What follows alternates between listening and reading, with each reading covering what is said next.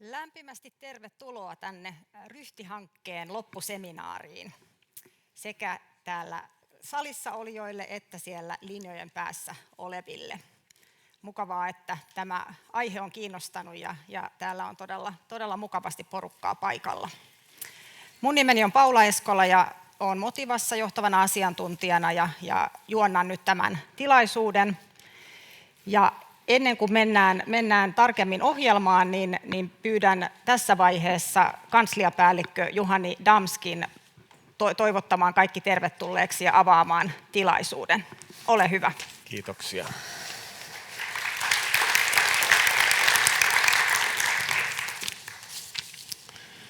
Joo, tervehdys kaikille ja todella hienoa olla täällä. Kansliapäällikkönä on tavallaan etuoikeutetussa asemassa, kun pääsee aina ottamaan kaikista asioista rusinat pullasta niin sanotusti. Ja tässä jos missä, niin siltä tuntuu. Ryhti-hanke on ollut niin kuin selkeästi yksi sellainen kruunun jalokivi tässä meidän koko kokonaisuudessa. Ja syy, miksi sanon näin, niin on se, että, ja ehkä tunnustuksellisesti tässä nyt ajattelen ääneen, että kun me ministeriöissä lakihankkeita tehdään tai ylipäätänsä jotain hankkeita, ne on aika usein siis lainsäädäntöhankkeita, niin se on se tietysti se, mihin me laitetaan niin kuin kaikki paukut. Ja sitten jos me oikein ollaan niin kuin ennalta katsovia, niin sitten me lisätään siihen jonkinlainen toimeenpanohankekin ja sitten me ajatellaan, että nyt me ollaan viimeinkin ajateltu loppuun saakka, kunnes sitten muistetaan, että tämä digipuoli piti hoitaa. Ja tässä asiassa ollaan niin kuin menty juuri oikein, että henkilökohtaisesti ajattelen, että se on yksi iso tässä sellainen niin kuin sivutuote ministeriölle, että me mennään niin kuin oikeassa järjestyksessä, lähdetään tekemään sitä niin kuin digitalisaatiota samaan aikaan, kun tehdään lainsäädäntöä ja toimeenpannaan sitä lainsäädäntöä. Eihän tämä helppo tietenkään tämä harjoitus ole ja rahoja jos ajatellaan, niin tässäkin on kysymys aika isosta kokonaisuudesta. Ja isosta, jos puhun, niin ainakin ymmärrykseni mukaan tämä on siis historiallisen suuri, mitä tulee rakennetun ympäristön digitalisaatiohankkeisiin. Tuosta vähän eri tavalla voisi laskea, että tämän arvo valtionhallinnolle on ollut se noin 36 miljoonaa, mutta siihen jos pistetään sitten kaikki muu, mitä tähän on tehty päälle, niin aika paljon suuremmaksihan se toki muuttuu. Ja 6 vuodessa on nyt tehty jotain historiallista.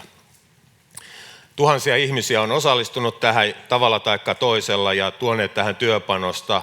Ja se on tietysti näkyy sitten siinä, että kuinka hyvin tässä on onnistuttu ja jo tässä vaiheessa haluan niin kuin tehdä sen ikään kuin huomion tästä, että kyllä tässä on onnistuttukin. Ja samalla valtavan iso kiitos siitä kaikille, että olette olleet ja laittaneet itseänne tässä likoon, että kun pääsee tässä nyt niitä rusinoita valitsemaan, niin tämä on aina niin kuin yksi parhaita tehtäviä, mitä saa tehdä. No joo, tämä kokonaisuus, jos ajatellaan sitä, että me ollaan tosiaan rakennetun ympäristön lainsäädäntöä uudistettu samalla, niin meistä on tullut Suomesta oikeastaan ensimmäinen maa, jolla on sähköinen ja yhteentoimima kaavoitus- ja rakentamisluvitus. Ja vielä sellainen järjestelmä, jossa me ollaan ikään kuin huomioitu alusta saakka se, että miten yksityinen sektori pystyy tästä hyötymään ja sitten saamaan lisäarvoa. Eli todellakin uskon, että ollaan tässä onnistuttu ja tämän kaltaista viestiä on mulle tullut matkan varrella muutenkin. No tietenkin tämä on palaute, jota on saanut, niin on kuulostanut erityisen hyvältä siksikin, että siihen on liittynyt aina se tietty EU-ulottuvuus, joka tulee tässä näkyville varmaan sitten jatkotyössä entistä enemmän, mutta se, että meillä on syntynyt tässä tällainen tiivis yhteistyöverkosto eri toimijoiden välillä, niin se varmasti on yksi niitä, joka jää tässä myöskin sen jälkeen, kun lähdetään niitä seuraavia askeleita ottamaan, niin erityisen arvokkaaksi. Ja monestihan se, mikä meillä juostaan nyt ikään kuin maaliin tässä kohdassa, niin toisille se on sitten vasta se starttilaukaus. Ja sekin meidän tässä täytyy tietysti myös ministeriössä saakka tunnistaa ja ymmärtää, että tätä täytyy myöskin jatkaa tätä työtä. Mutta se, että aina kun saadaan valmiiksi jotakin, niin se on aina erityisen arvokasta. Ministeriölle tämä on ollut myös tavallaan tärkeä siksi, että tämä on toiminut sellaisena strategisena pilottihankkeena Ja se, että ollaan saavutettu näin valtava hieno tulos, niin samalla me ollaan tavallaan luotu menettelytapoja kaikille muillekin niille teema-alueille, jossa ympäristöministeriö erityisesti, mutta miksei koko valtioneuvosto ja valtionhallintokin tekee työtä. Meille on tärkeää strategiassa tunnistetut vaikka kolmoiskriisiin liittyvät ylisukupolviset asiat, ilmastonmuutos, luontokato, ympäristö, ja ne on myöskin tässä niitä elementtejä, jotka tuo tähän lisäarvoa huomattavan paljon. Sen lisäksi, että todellakin sillä tiedolla, joka tässä on, niin pystytään jatkossa entistä paremmin seuraamaan ja suunnittelemaan meidän yhdyskuntia. Ja se on tietysti sellainen ylätason erityisen tärkeä asia. Sitten yksi asia, josta mä iloitsen kovasti, on se, tähän saakka on onnistunut puhumaan ilman mainintaa tekoälystä, mutta kuitenkin mainitsin sen tässä kohdassa. Se, että tuotetaan ylipäätänsä dataa, niin on tietysti sille tekoälylle erittäin tärkeää, ja sitä meidän pitäisi tehdä joka tapauksessa. Se, että me tässä tehdään sitä niin kuin oikealla, voisiko sanoa tavalla, niin tämä tulee varmaan tulevaisuudessa entistä enemmän myöskin sitten tuottamaan niitä hedelmiä tästä kokonaisuudesta, samalla kun me saadaan suoraan jo työkalu sille, kuinka me voidaan yhteiskunnallisen päätöksenteon tukenakin myös käyttää tätä kokonaisuutta. Ja se data on todellakin niin kuin keskeistä tässä asiassa myöskin muissa niin kuin yhteyksissä, kun tiedolla johtamista tehdään. No mitä sitten jatkossa? No, hankkeen loppuarvioinnissa on kiinnitetty huomiota resursseihin, tietenkin kaikissa loppuraporteissa näin kuuluu tehdäkin, mutta jos mä ajattelen sitä, että tässä tilanteessa, jossa me tällä hetkellä ollaan julkisen rahoituksenkin osalta, niin jos tätä nyt pitäisi ryhtyä tekemään ja vietäisiin tämän kokoisia numeroita, niin se olisi tosi vaikeaa. Ja silti kuitenkin me tiedettäisiin, ja jäisi tietenkin meille kaikille valtava isoksi tehtäväksi, ehkä ministeriössä erityisesti pystyä niin kuin selittämään, että miksi tämä nyt just on tärkeää, miksi tämä raha pitäisi ottaa joltain muulta pois, niin kuin tällä hetkellä se tahtoo olla. Eli siinäkin suhteessa se oikea-aikaisuus on nyt ollut meidän puolella, mutta toisaalta me tiedetään, että tätä kehitystyötä täytyy jatkaa, että saadaan tämä otettua laajasti käyttöön ja sitä kautta saadaan sellainen niin kuin positiivinen niin kuin kierre tässä aikaiseksi. Ja koska me ollaan tässä edelläkävijöitä selkeästi Euroopassa, niin se tarkoittaa myös sitä, että meidän kannattaa panostaa siihen, millä tavalla siellä Euroopassa huomataan, mitä me ollaan tehty täällä, että meidän ei tarvitse ainakaan toista kertaa tehdä samaa asiaa. Mutta toki, että muut voivat tehdä ja pystyvät tekemään ja tekevät sen niin kuin me ollaan tehty. Ja mä oon saanut tästä, niin kuin sanoin, niin todella paljon erilaisia niin kuin positiivisia kommentteja toimijakentältä jo matkan varrelta, en pelkästään omasta ministeriöstä, jotka ovat toki myöskin kilvan tätä kehuneet matkan varrella. Se, että Ryhti tässä tarjoaa ne tiedot, jotka on aiempaa ajantasaisempia ja kattavampia rakennetusta ympäristöstä, niin liittyy tietysti siihenkin vahvasti tällä hetkellä tähän kaiken turvallistumiseen, ja on tärkeää, että tämä tavallaan tuo myös osapanoksensa sinne, ja se on varmaan yksi sellainen osa-alue, jota sitten jatkossa täytyy vielä enemmän kiinnittää huomiota. No, ensi vuoden alusta alkaen rakentamisluvat sitten haetaan digitaalisesti ja yhteentoimivasti, ja se on se iso kokonaisuus, joka tässä on. Työtä riittää eri toimijoilla, todellakin niin kuin sanoin, niin toisille tämä on vasta tämä lähtölaukaus, mutta digitalisaatiokehitys, tekoäly ja niin edelleen jatkuu joka tapauksessa, ja tässä meidän kaikkien täytyy yhdessä hyödyntää jatkossakin tätä verkostoa, joka on syntynyt. Ihan valtavan isot kiitokset siitä, että sain tulla tänne avaamaan tätä tilaisuutta, ja käyttäkää hyviä puheenvuoroja ja pohtikaa myöskin sitä sinne pidemmälle horisonttiin, mitä kaikkea sitten seuraavaksi pitääkään tehdä. Valtava iso kiitos kaikille.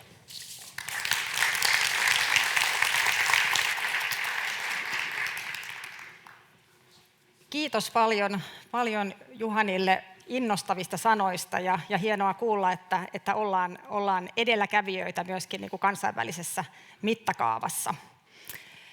Mutta nyt mennään seuraavaksi eteenpäin, ja meillä on käytössä tämmöinen chatti, johon voitte myöskin täältä paikan päältä osallistua, ja tietysti myöskin sieltä linjojen takaa. Ja me laitetaan kohta sinne semmoinen kysymys, mihin pyydetään teitä vastaamaan, ja koko tämän tilaisuuden aikana niin tuonne chattiin voi laittaa kysymyksiä, kommentteja, ja otetaan niitä sitten mahdollisuuksien mukaan puheiden väliin, jos aika sen sallii. Ja myöskin sitten jos täällä paikan päällä haluatte puheenvuoroja, niin niitä mielellään otetaan sitten ihan suullisesti, ja silloin meillä on täällä mikrofonit kiertämässä, 2 sellaista, eli nostakaa vaan kättä ja pyytäkää puheenvuoroa. Mutta siellä linjojen kautta niin chatti on tosiaan käytössä. Ja QR-koodi myöskin ohjaa sinne, jos ei toi osoite helposti löydy. Mutta hyvä, otetaanko nyt ohjelman esittely ja sitten vasta kysymys? Ensin kysymys.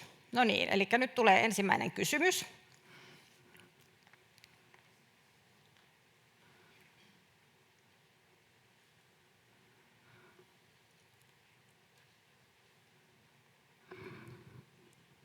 Eli mitä pidät hankkeessa keskeisenä onnistumisena?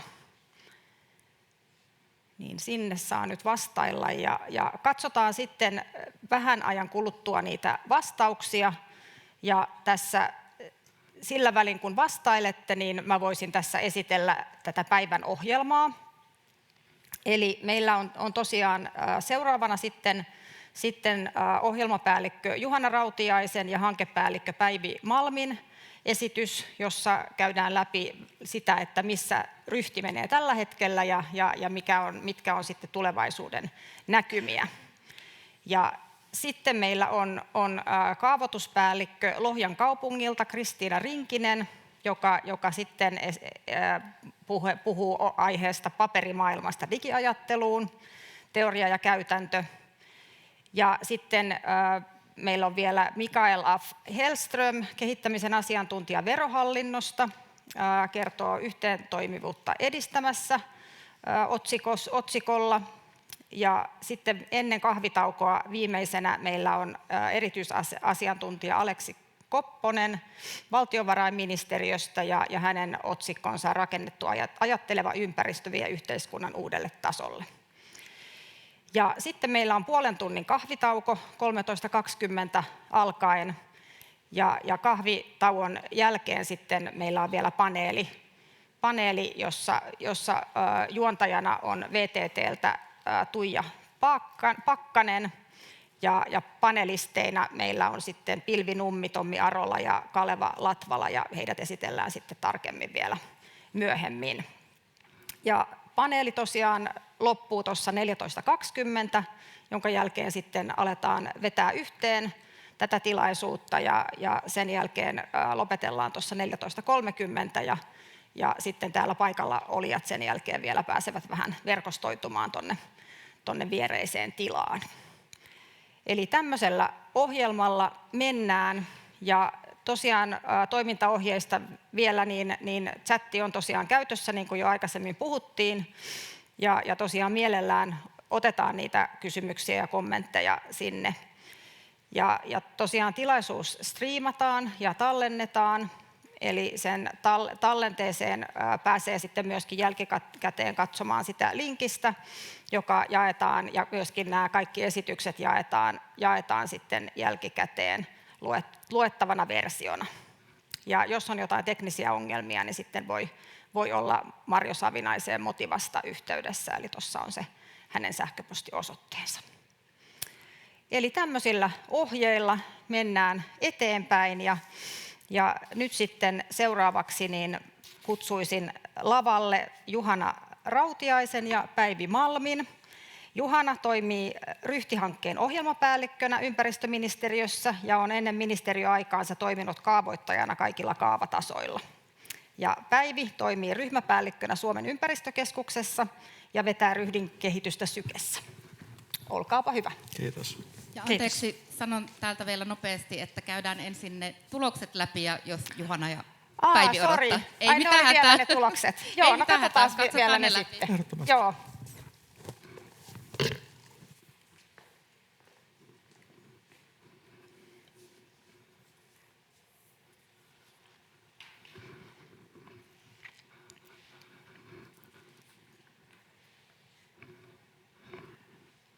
No niin, sieltä näkyy. Mulla on vähän hankala, ehkä mä menen tänne näin. Siellä on paljon listattuna näitä hyviä keskeisiä onnistumisia, laaja yhteistyö, yleisen ymmärryksen lisääminen, yhteen toimivuuden edistäminen, saada kaikille yhteinen tietokanta, tietomallin saaminen testattavaksi käyttöön, keskustelu ja yhteistyö on lisääntynyt, alueiden käytön ja rakentamisen tietojen valtakunnallinen yhteentoimivuus, ja on onnistuttu kokoamaan monipuolinen joukko eri toimijoita unohtamatta maan alla tapahtuvaa toimintaa. Eli moninaisia onnistumisia selkeästikin on saatu, ja nämä kaikki voidaan sitten jakaa myöskin yleisölle sitten jälkikäteen. Mutta nyt sitten pääsette lavalle. Olkaa hyvä. Kiitos. Joo, tervetuloa tänne munkin puolesta. Ja myös minun ja Syken puolesta kiva nähdä paikan päällä näin paljon porukkaa. Mukava tavata ihmisiä aina livenä ja hienoa, että siellä verkkolähetyksenkin päässä on tosi paljon ihmisiä kuulolla. Sitten meidän puheenvuoroon. Aamun nettihesarissa yksi luetuimpia artikkeleita oli aiheesta ryhtiliike, ja mä luin vähän sitä juttua. Ilmeisesti somessa on tällainen haaste, että jos ihmiset kävelee ryhdikkäästi niin kuin omenallisleuvonalla ja vetää hartioita taakse, turhan jäykkänä kulkee, niin saisi kuntoa pidettyä yllä ja hyvää ryhtiä loppuelämä.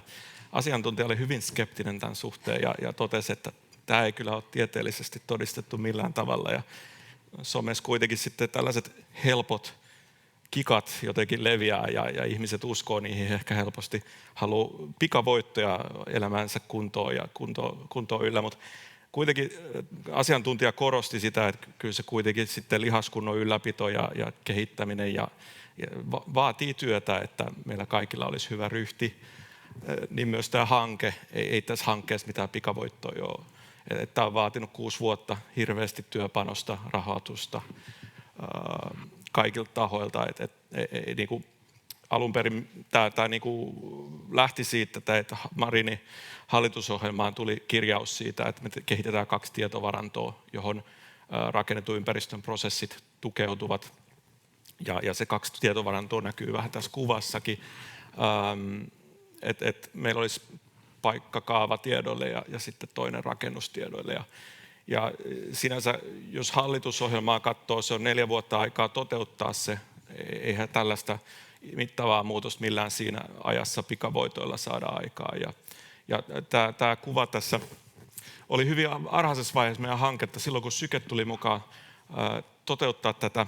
Ja tämän kuvan lempinimeksi tuli elefanttikaaviokuva. Ja kyllä mä näen ehkä elefanttia vähän tässä, mutta mistä päivin johtuu tämä nimi? Oliko se, että elefantti syödään paloissa? No se voi olla joo, että liittyy tähän ulkonäön lisäksi. Mutta palasissa se on toki pitänyt syödä ja musta oli hirveän hyvä tässä hankkeen, tai ainakin näin jälkikäteen ajatellen paljastunut tosi hyväksi tämä hankkeen jakautuminen näihin eri osioihin, että vaikka me Sykessä ollaan tehty tätä tietojärjestelmää, niin mehän ei oltaisi voitu tehdä mitään tietojärjestelmää ilman näitä muita hankeosioita, eli siinä alussa tarvittiin tosi paljon tahtotilaa ja sen luomista toki sitä on matkan varrella edelleenkin tarvitaan ja yhteentoimivuusosio-hankkeessa oli tosi tärkeä myös tietojärjestelmän toteutuksen kannalta. Meidän tietoarkkitehtuuri tuli sitä kautta ja osallisti laajaa porukkaa. Ja sitten ilman lakiahan me emme olisi saaneet tällaista tietojärjestelmää aikaan. Ja nyt tarvitaan tosi paljon. Toki viestintää on tarvittu koko hankkeen ajan, mutta erityisesti nyt tarvitaan viestintää ja kuntatukea sitten tämän tietojärjestelmän kehityksen tavallaan, vaikka siinä ollaan päästy jo tiettyyn vaiheeseen, niin sen rinnalla, että se kertoo siitä, kuinka norsua ollaan syöty palasittain. Ja tavallaan nyt se ensimmäinen palanen siitä on syöty. Meillä on ryhdin tämmöinen pohja, ensimmäinen versio valmiina. Tuosta kuvasta näkee hyvin, että se oli alkuun sellainen vielä aika karkea visio. Ja se, että mitä se niin kuin lopulta tarkasti tarkoittaa, niin ei ehkä tuossa vaiheessa ollut vielä niin konkreettista. Mutta asiat on matkan varrella tarkentunut, osa asioista on jäänyt ehkä pois. Erinäisistä syistä ne ei ollut niin toteuttamiskelpoisia tai sitten on jouduttu odottamaan joitakin asioita. Sitten taas on ollut toisia pieniä asioita, jotka on saatu matalalla roikkuvia hedelmiä helposti mukaan. Että tavallaan tuosta kuvasta ollaan tarkennettu vielä aika paljon, mutta nyt meillä on tietojärjestelmän pohja olemassa. Aivan. Jotenkin muistelen, nämä ideat tästä lähti liikkeelle jo MRL-uudistuksen valmisteluissa 2018 ja eteenpäin. Ja ensimmäisiä kertoja, kun ministeriö vähän esitti tällaista ajattelua, että mentäisiin tällaiseen uusiin tietovarantoihin, niin eräs kuntapuheenvuoro tuli yleisöstä, että ei todellakaan, että meidän kunnassa on kaikki hyvin, meillä toimii digisti kaikki. Ja tässä kyseisessä kunnassa tosiaan oli niin, että siellä oli edelläkävijyyttä ja ymmärretty paikkatiedon kokonaisvaltaista kehittämistä ja yhteentoimivuutta järjestelmien välillä organisaation sisällä. Mutta sitten jos yksi kunta tekee sen, niin riittääkö se oikeastaan koko valtakunnalle? Ja se oli yksi syy lähteä tätä, että saada koko valtakunta samalle tasolle ja kehittyy yhdessä eteenpäin. Ja me päästiin sitten kehittämään tätä kokonaisuutta vähän tähän suuntaan, että yksi niin kuin keskeinen ongelma on ollut meidän tiedonhallinnassa valtakunnallisesti, että yhden tahon päivittäessä dataansa se ei mene muille automaattisesti ja sitten jollei muille ja väärä versio tästä. Aika moni tänne tänään saapunut yllätty, kun etsi paikkaa tai reittiä tänne Google Mapsista ja ohjelmassakin oli mukana QR-koodi Google Maps-reittiin, niin se ohjasikin tuonne metsätalolle. Et Googlessa on väärä osoitetieto tallennettu tähän päärakennuksen osoitteeksi, mikä on aika ihmeellistä, että Google, eikö se on miljardiyhtiö, miksei ne osaa? Ja sitten kun katsoo HSL-reittioppaasta, niin siellä oli oikein, se osasi ohjaa tänne oikein. Tämä osoitetieto on erittäin tärkeä kansallisesti. Siitä riippuu ihan vaikka pelastustoimi, jos se etsii jotain paikkaa ja se ei löydä sinne, niin jonkun henki on pois. Ja ihan näitä syitä on lukuisia, miksi tarvitaan tätä yhteentoimivuutta ja tietojärjestelmien välistä rajapintoja, jotta data päivittyy ja pysyy ajan tasalla. Mutta se oli aika pitkä työ päästä tässä kuvassa näinkin pitkälle, että tunnistettiin nämä keskeiset toimijat. Ja haluatko Päivi muistella vähän näitä vaiheita tähän liittyen? Joo, kyllähän tässä on monta vuotta puskettu aika täysillä töitä sieltä ihan määrittelyvaiheesta tähän päivään ja keskitytty aina niin kuin tarkempaan ja tarkempaan asiaan. Mutta oikeastaan se isoin juttu, jonka haluaisin tästä nostaa esiin, ja jonka itse asiassa Juhani Damskikin puheessaan nosti esiin, on kyllä yhteistyö. Mehän ollaan, jotta me ollaan päästy tuosta ensimmäisestä kuvasta tähän kuvaan ja sitten vielä siitä siihen tietojärjestelmään, niin me ollaan tarvittu ihan valtava määrä erilaista osaamista. Ihan sieltä rakennusvalvonnan, jopa rakennussuunnittelun ja kaavoituksen osaamisesta, tietomallinnuksen kautta koodaamiseen, käyttöympäristöjen tietoturvaan, viestinnästä puhumattakaan ja koulutuksesta myös niin kuin lainsäädäntötyötä, juridista osaamista, ihan valtava porukka. Meillä Sykessä juhlittiin tätä Ryhti-hankkeen päättymistä tässä ja olin kutsunut sinne tilaisuuteen 52 henkeä meiltä Sykestä, jossa on siis 700 henkeä noin pikkasta vaille. Ja se oli vaan meidän Syken niin kuin osaajia, että tähän on niin kuin hirveän iso porukka tuonut osaamistaan tähän hankkeeseen ja sen ansiosta me ollaan päästy tarkentamaan tätä näin pitkälle tasolle. Ja se on ehkä sellainen, meillä on Sykellä 30-vuotisjuhlavuosi tänä vuonna ja meidän teemana on, että pidä kiinni hyvästä. Niin tämä yhteistyö on ehkä semmoinen, mistä me Sykessä halutaan tämän Ryhdinkin kontekstissa pitää kiinni. Ehdottomasti. Ja yhteistyöt pitää jatkaa tulevaisuudessakin. Jos siirrytään vähän pohtimaan tulevaisuutta, niin tämä vikakuva, mitä meillä esityksessä on kuva myöskin hankkeen hyvin varhaisesta vaiheesta. Määriteltiin tavoitetilaa vähän visiomaisesti ja tämä kuva pyrki kertoa siitä ajatusta, että kun eri tahoilla on omat tietovarantonsa ja omat tietonsa rakennetusta ympäristöstä, että miten saisi ne sitten toimia yhteen, että päästään siihen, että yhden päivittäessä tietonsa oikeaksi, niin muut pääsee hyödyntämään sitä tietoa. Ja tämä kuva ei oikeastaan vieläkään tarkoita sitä, että kaikki tieto pakotetaan yhteen tietovarantoon tai kahteen tietovarantoon, niin kuin Ryhti on, vaan nimenomaan, että kukin taho pitää yllä sitä omaa tietovarantoonsa ja sieltä on sitten sopivasti rajapinnat auki turvallisesti käyttövaltuutettu, että se tieto siirtyy sitten eteenpäin oikeille tahoille, kello on oikeus siihen tietoon. Ja jos tätä vähän palastelee, tässä näkyy nyt paljon asioita, mitä tulevaisuudessa voisi olla. Meillä on tässä noin botit mainittu, kansliapäällikkökin mainitsi tekoälyn käytön. Tekoäly tarvitsee sitä hyvää dataa, että se voi toimia oikein, muuten se keksii omiaan. Toinen, mitä mä oon itse miettinyt, että tulevaisuudessa pidemmän päälle voisi olla, että jokainen rakennus voisi olla oma tekoälyagenttinsa itsessään. Ja tekoäly tavallaan tunnistaa sen rakennuksen tilan, missä se menee, mitä sen lämpömittarit ynnä muut mittarit, mitä siellä on, sanoo. Ja se tekoälyagentti sitten tuottaa pyyntöjä ihmisille tai muille järjestelmille siihen rakennukseen, mitä se tarvii huoltoa, se kutsuu huoltoon palvelun automaattisesti.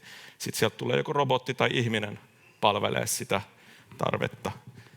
Ja päästään sellaiseen automatisoituun yhteiskuntaan, missä vapautuu toivon mukaan meille ihmisille enemmän vapaa-aikaa. Tiedä sitten, mutta mitä muut tulevaisuus voisi tuoda esiin. Joo, aika villejä visioita, noinko me toteutetaan Sykessä, mutta aika iso niin kuin pohjahan tuosta visiokuvasta on tosiaan nyt valmiina, että toki nyt lakien siirtymäkaudet vielä käynnissä ja odotetaan sitä tiedon lisääntymistä, tietopohjan vakautumista, mutta toivottavasti silloin 2030 me ollaan siinä digivisiossa, että Suomessa on maailman parhaaseen tietoon pohjautuva, hyvinvointia luova ja kestävä elinympäristö. Ja siihen on niin kuin nyt kaikki mahdollisuudet, mutta toki tosiaan tarvitaan se kaikki, varmasti tämä siirtymäaika, jotta me saadaan se tieto sinne ja se tietopohja kuntoon, koska sehän on sitten, Juhani Damskikin korosti sitä omassa puheenvuorossaan, että sen tekoälykin käytön ja kaiken tämän käytön pohja, että se tieto on siellä kunnossa. Mutta sitten kun me se saadaan niin kuin kuntoon, niin sittenhän tavallaan vaan mielikuvitus on rajana. Mutta toki ennen kuin me päästään tähän Juhanan visioon, niin meillä on vielä paljon työtä edessä. Mutta ehkä eräänä päivänä, että tavallaan ei tässä niin kuin Ryhti-hankkeen alussakaan, että jos olisi niin kuin ajatellut, että onkohan toi nyt mahdollista tai tämä on iso urakka, ei taida jaksaa, niin eihän tästä olisi mitään tullut, että se on hienoa, että kaikki on niin kuin uskonut tähän asiaan ja tehnyt työtä tämän eteen. Niinpä. Ja mehän tehdään työtä paremman tulevaisuuden puolesta, että lapsilla ja lastenlapsille niin edespäin olisi oikeasti maapallo, jolla oikeasti elää vielä. Tai jossa sitten on hyvät elinolot ja saadaan ratkaistua näitä isoja haasteita, niin kuin Damski toi esiin niitäkin puheenvuorossaan. Ja data on sitten vain yksi väline siihen kaikkeen, että tiedolla saa paljon aikaa, hyvää ja pahaa, mutta keskitytään siihen hyvään. Mitäs tässä nyt muita, en viitti nyt tulevaisuutta liikaa visioida tähän, että töitä tosiaan riittää ja nämä pitää palastella, syödä pala kerrallaan jatkossakin, että ei niin kuin pysty hyppää sinne johonkin vision vuoteen yhtäkkiä, että työtä tehdään jatkossakin sitten näiden eteen ja vaikka tämä hanke päättyy ministeriössä, Syke jatkaa työtä. Sykessä ei hävitä mihinkään, Syke jatkaa työtä, meillä on paljon ylläpitotyötä, meillä tulee kuntakäyttöönottoja, jotka varmasti vaatii meiltäkin paljon huomioon ja se on tosi tärkeä asia, jotta me saadaan se tietopohja siellä sitten varmasti kuntoon ja laajaksi. Mutta tokihan meille jäi paljon toteuttamatta tässä hankeaiheessa, hankevaiheessa ja asioita, jotka oli silloin alun perin mielessä. Sitten matkan varrella on tullut tosiaan paljon uusia ja on vielä niin kuin, ehkä vähemmän lennokkaita, mutta silti tarpeellisia asioita, vaikka rakennuksen omistajan tiedon tuotannosta uusiin integraatioihin, vaikka huoneistotietojärjestelmään, energiatodistustietojärjestelmään. tämän kaltaisia asioita, jotka on ehkä helpommin toteutettavissa, että työtä riittää ja mihinkään emme häviä ja toivottavasti te kaikki, jotka olette tätä hanketta tukeneet ja hankkeeseen panostanne antaneet, niin jatkatte myöskin näiden asioiden edistämistä omissa organisaatioissanne. Niinpä, että jatketaan tästä eteenpäin ja eiköhän mennä ohjelmassa eteenpäin. Joo, kiitoksia vielä kaikille. Odottakaa vaan, jos tulee kysymyksiä. Juu, kiitoksia. Mielenkiintoista ja huimia visioita. Jännä nähdä, miten niitä nyt sitten saadaan eteenpäin. Mutta onko täällä salissa kysymyksiä tai kommentteja? Ei taida olla. Oliko siellä chatissa jotakin? Jos ei ollut, niin sitten voidaan mennä eteenpäin. Kiitoksia teille. Sitten meillä on Lohjan kaupungin kaavoituspäällikkö Kristiina Rinkisen puheenvuoro. Ja Kristiina on kuntakentän moniottelija, jolla on pitkä kokemus monenlaisista kuntaorganisaatioista maankäytön suunnittelun ja kehittämisen parissa. Hän johtaa Lohjan kaupungin maankäyttö- ja logistiikkapalveluita ja toimii siellä myös kaavoituspäällikkönä. Ja hän tuntee hyvin kaikki kaavatasot ja pitääkin puheenvuoronsa tänään kaavoituksen näkökulmasta. Ole hyvä.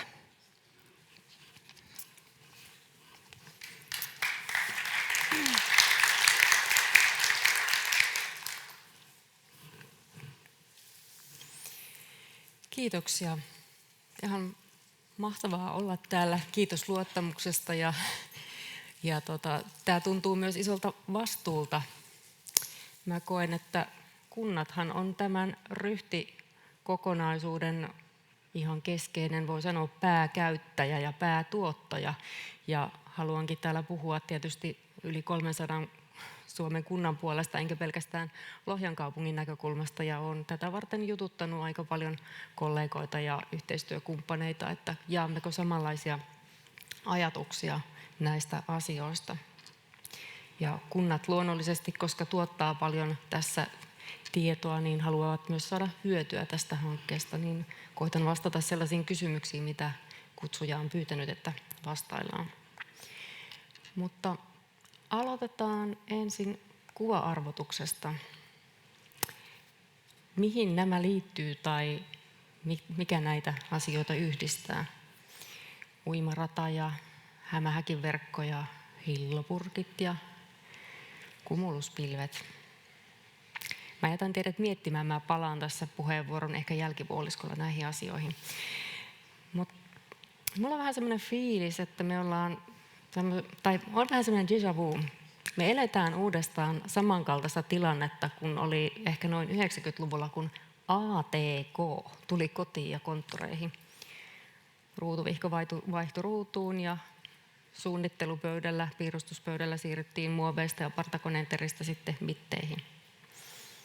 Nykyiset diginatiivit ja diginitaavit eivät ehkä pysty kuvittelemaan, että minkälainen muutos se oli silloin aikanaan, eikä se tapahtunut niin nopeasti kuin tänä päivänä muutokset tapahtuu, mutta se oli kuitenkin iso asia. Mutta vaikka siirryttiin pikkuhiljaa digitalisaatioon, niin se kaikki digi tulostettiin kuitenkin paperille. Ja tuo kuva ei nyt ole sieltä 90-luvulta, se on jo 2010 paikkeelta, mutta tätä se oli käytännössä, kun ihan kirjaimellisesti saatettiin maakuntakaava vahvistettavaksi ympäristöministeriön siis nokkakärryillä. Ja paljon paperia, tuossa on yhden kaavan materiaalit ilmeisesti ovat yhteen kertaan. Ja tämä on kuitenkin tietokoneajalla jo ihan tapahtunut. No, mä oon tutkinut omassa historiassa aika paljon kaavoituksen sujuvuutta ja voin kertoa, että paperimaailmaan sidotut toimintatavat on aiheuttanut nykyisessä kaavajärjestelmässä ehkä eniten tiedon hukkaa ja päällekkäistä työtä erityisesti kaavatasojen välillä, siis suorastaan hyllymetreittäin, että paljon tuotetaan, mutta se jää jonnekin. Ja lähtökohtaisesti jo aineisto ja sähköinen muoto pakottaa tiivistämään ilmaisua ja jäsentämään yksinkertaistamaan valmisteluaineistoa. Se on hyvä juttu. Se voi helpottaa tiedonhallintaa, osallistumista ja päätöksentekoa, koska vähemmän on enemmän. Meillä on enemmän se ongelma, että meillä on liikaa tietoa, liian paljon ja sortteeraamatta. Että mä toivon, että kaikki tämä digi toisi sitä, että me pystytään kiteyttämään paremmin se olennainen. Se ihan aidosti kunnissa ainakin helpottaa kyllä päätöksentekoa. No, voihan tämä kaikki tietysti johtaa myös siihen, että jos ennen jäi ne mapit hyllyyn, niin bitit menee avaruuteen ja unohtuu sitten sinne. No, tätäkin se oli. Kirjavia käytäntöjä. Tuossa kuvassa on yleiskaavayhdistelmä. Pahoittelut Vantaalle, ei taida olla ihan viimeisin versio, mutta Helsingin, Espoon ja Vantaan kaupungin yleiskaavojen yhdistelmää. Ja tuosta nyt näkyy sitten, että tulevaisuudessa ja nykyisyydessä tietokantapohjaisuus mahdollistaa sitten sen semanttisen yhteentoimivuuden ja yhteenmukaisuuden, että niin kuin rajat yhdistyy kuntarajan yli ja ei jää tuommoisia rakoja tuohon väliin. Että ollaan menossa varmasti hyviä harppauksia nyt eteenpäin. Ja samoin kun tuotetaan yhtenäistä kaavamääräyskokoelmaa, jossa työssä mulla on myös ilo ollut olla mukana, niin se on hyvä, kun jokaisen ei tarvitse keksiä omia määräyksiä ja tehdä niin paljon töitä. Joku on keksinyt pyörän, niin muut voi sillä ajaa, mutta välillä mietin, että vaikuttaako se luovaan ajatteluun, jos on vaan tippuvalikko käytössä. Kaavat on kuitenkin aina todella paikkaan sidottuja juttuja ja voiko jopa tekoäly viedä meidän työt? En usko. Mutta siis tietokantapohjaisuus mahdollistaa toiminnan virtaviivastamisen, se helpottaa tiedon siirtymistä ja vähentää päällekkäistä työtä, mutta toteutuakseen ihan oikeasti tämä edellyttää kokonaisvaltaista ajattelutavan muutosta. Ja mä en ole ihan vakuuttunut, että pieneneekö se tiedon hukkaprosentti siellä kaava-asiakirjojen ja kaavatasojen välillä vielä ihan nykyisillä toimenpiteillä toivottavasti, mutta luulen, että on aika paljon tehtävää vielä. Ja mitä tulee siihen ajattelutavan muutokseen, niin ei me olla vielä siinä. Se hyväksyttävä ja arkistoitava kaavakarttahan taitaa olla edelleenkin PDF. Voisiko se olla jotain muuta? VR-lasit ja jonnekin showroomiin katselemaan tulevaisuuden visioita. En tiedä, ehkä seuraavat puheenvuorojen pitäjät sitten ideoi, että mitä se voi olla, mutta oikeasti niin kuin diginateivilla voisi olla tähän vastauksia, että mitä se on ja miten se palvelee esimerkiksi nyt sitten päätöksentekoa just tulevaisuudessa parhaiten. No toisena esimerkkinä vaikka kaavaselostus, sehän on tänä päivänä melkoinen digiraamattu, että jos 90-luvulla riitti yksi A4, niin nyt ei 100kaan riitä oikein mihinkään, ja ne on tietysti sitten digimuodossa, että lukeeko niitä kuvaa, sitäkin on tutkittu, että ely- ja oikeusasteet, mutta no, mä voisin puhua aika pitkään siitä, että mihin toi kaavaselostus pitäisi muokata, mutta se ei ollut ehkä tämän päivän pyydetty puheenvuoro. Mutta palatakseni tuohon asiaan, niin digisaatiokehitystä pitää viedä eteenpäin sen sisällön, ei välineiden ehdoilla. Ja tietysti tämä tietomallikehitys avaa uusia mahdollisuuksia suunnitelmien toteutumisen ja toteutuneiden kustannusten seurantaa esimerkiksi. Se on ihan hirveän tärkeä juttu kunnille. Sillä tavalla voidaan vähän ennakoida niitä tulevaisuuden rakentamisen suuntia ja auttaa päätöksentekoa. Ne olisi ainakin asioita, jotka hyödyttää kuntia. Ja vaikka esimerkiksi meillä Lohjalla tällä hetkellä työstetään maankäytön toteutusohjelmaa, niin se ei olekaan jotenkin perinteisesti semmoinen prujunippu, että tällainen ohjelmajulistus nyt tuli, vaan se on oikeasti meillä niin kuin tietokanta, josta me reaaliaikaisesti sitten se materiaali tuotetaan ja toivottavasti meidän päättäjätkin pystyy sitten sitä hyödyntämään ja omaksumaan, että hekin joutuu ihan uuden välineen ottamaan sitten käyttöön. Mä odotan tosi paljon tietoaineistojen yhteenkyhtämiseltä suunnittelun tueksi, ja tietysti se ei ole edes mitään uutta, mutta mahdollisuudet järjestelmien välillä kasvaa ihan eksponentiaalisesti tässä. Mutta tieto on tasan niin luotettavaa kuin se heikoin data. Jos jotakin puuttuu tai on väärin tai se ei ole ajantasasta, niin virheen mahdollisuus kertautuu. Esimerkiksi kaavaa tehtäessä mulle tulee heti esimerkki, että kerran puuttui luontotieto. Se tarkoitti yli vuoden lisäaikaa tai aika lisää kaavalle, koska tarvittiin ne luontoselvitykset ja vasta seuraavana kesänä kerettiin tekemään. Se voi olla tosi iso juttu, eli voiko tulla harha, että tiedetään kaikki sitten. Ja luotettavuushan on yhtä kuin käytettävyys, eli tiedon tuottamisen vastuutahojen määrittely on ihan keskeistä. kaavajärjestelmää esimerkiksi keventäisi, jos vaikka maakunnan liitto tai joku muu seutuorganisaatio vastaisi ajantasaisen ja kattavan ympäristön tilan inventointia, verkostotarkastelu- ja seurantatietojen kokoamisesta koko alueellaan, koska sitten niitä kaikkia asioita ei tarvitse tehdä jokaisessa kaavassa erikseen. Että nämä on niin juttuja, joita kannattaa varmasti jatkossa miettiä, kun koko ajan kuitenkin puhutaan siitä kaavoituksen sujuvoittamisesta. Ja silloin tosiaan kaavoituksessa voitaisiin keskittyä erityisesti siihen muuttuvaan asiaan ja sen arviointiin ja fokusoida siihen niin kuin parhaat paukut. No, esitettiin sellainen kysymys, että päästäänkö vuoden 2028 loppuun mennessä ryhtilain, alueidenkäyttölain ja rakentamislain digitavoitteisiin. No ne kunnat, joita tässä edustan, niin ne on todella heterogeenisia. Monet on tietysti tehnyt jo pitkään töitä ja niin kuin kaavoja tietokantaan, että Lohjallakin on jo ajat sitten yleiskaavaa lähdetty viemään tietokantaa, mutta tämä kuva voi olla myös todellisuutta. Jonkun kunnanjohtajan huoneen nurkasta viittaa, että tuolla on meidän kaavoitus. Ja mä en tarkoita tällä loukata ketään, vaan tämä on ihan tosi tilanne. Olen tällaisessa ollut, eikä siitäkään ole ihan hirveän kauan. On kuntia, joissa kunnanjohtaja on se, joka vastaa tästä kaavoitusasiasta, ja ei he ole välttämättä Katjasta kuullut. Katja kuulostaa lähinnä naapurin rouvalta, että pitäisikö se vielä jotenkin nyt kytkeä tähän kaava-asiaan. Eli ei tämä ole vielä tavoittanut kaikkia, ja mä en tarkoita, tai siis, että ne on tehty hirveän hyvää työtä ja laajaa työtä ja 6 vuotta tärkeää työtä, mutta silti kaikki ei ole vielä mukana. Ja siis että todella isoa loikkaa nyt odotetaan. Jos mä otan muutamia lukuja Lohjalta, niin pitäjä on 1100 neliökilometriä laaja. No ei sitä kokonaan ole kaavoitettu, mutta meillä on tällä hetkellä voimassa olevana tai ainakin osia voimassa 665 kaavasta. Eli jos aloittaa 2. päivä tammikuuta vuonna 2026 ja joka työpäivä piirtää 1 kaavan sinne tietokantaan, niin kyllä se 3 vuotta just riittää. Eli todella paljon on tekemistä ihan jo perusjutuissa, ja Lohja on kuitenkin niin kuin suurimmasta päästä Suomen kuntia 25. suurin. Meillä on osaajia ja me on voitu varata tähän resursseja, ja se tekee meillä silti tiukkaa ja se on pois jostain muusta, niin ehkä peräänkuulutaan silleen ymmärrystä, että tarvitaan varmaan paljon lisää tukea. Ja nyt tullaan tähän kuva-arvotukseen, eli miten tieto saadaan uimaan prosesseissa, joita näillä uimaradoilla tarvitaan. Tässä on 1 kunnan, jotkut varmaan tietää, kenen tai kaupungin kaavaprosessi. Siellä on aika paljon vaiheita, kytketään tämä sitten kaikkeen muuhun.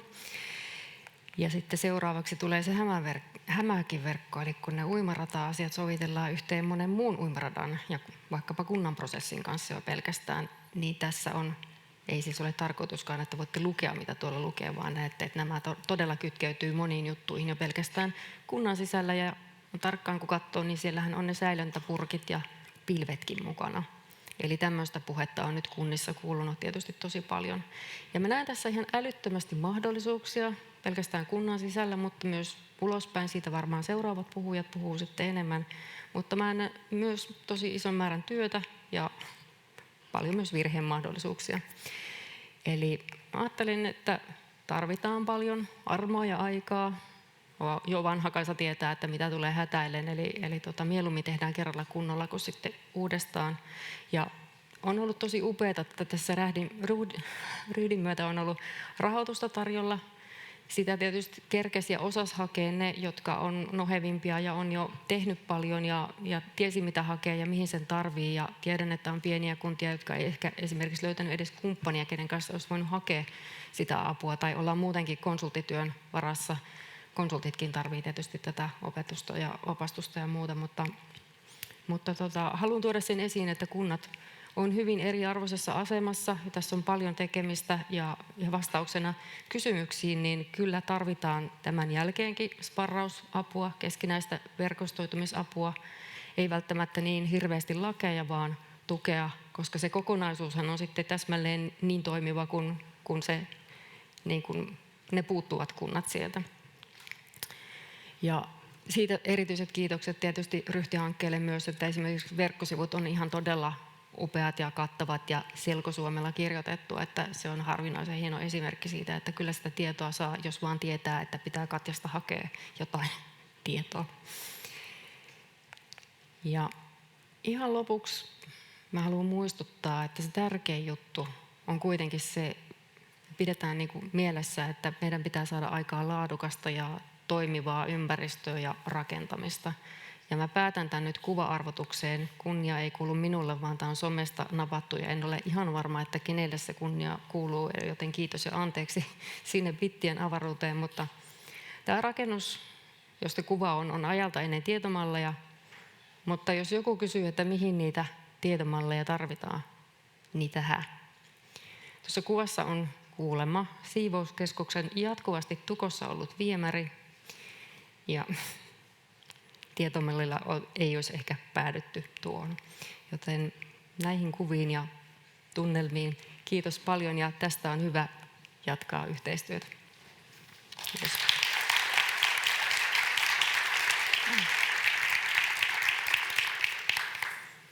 Kiitoksia paljon Kristiina. Onko Kristiinalle kysymyksiä täällä paikan päällä tai sitten linjoilla? Siellä, ole hyvä. Täältä tulee mikrofoni ensin tässä. Mulla ei ole Onko tämä päällä? Joo. Mulla ei ole kysymystä, vaan mulla on kehopa kommentti. Kiitos tosi hyvästä esityksestä. Se oli hienosti rakennettu ja hyvin tarinallinen ja selkeä. Kiitos. Hyvä, kiitos paljon. Ilmeisesti ei ole, vai siellä on vielä toinen tällä puolella.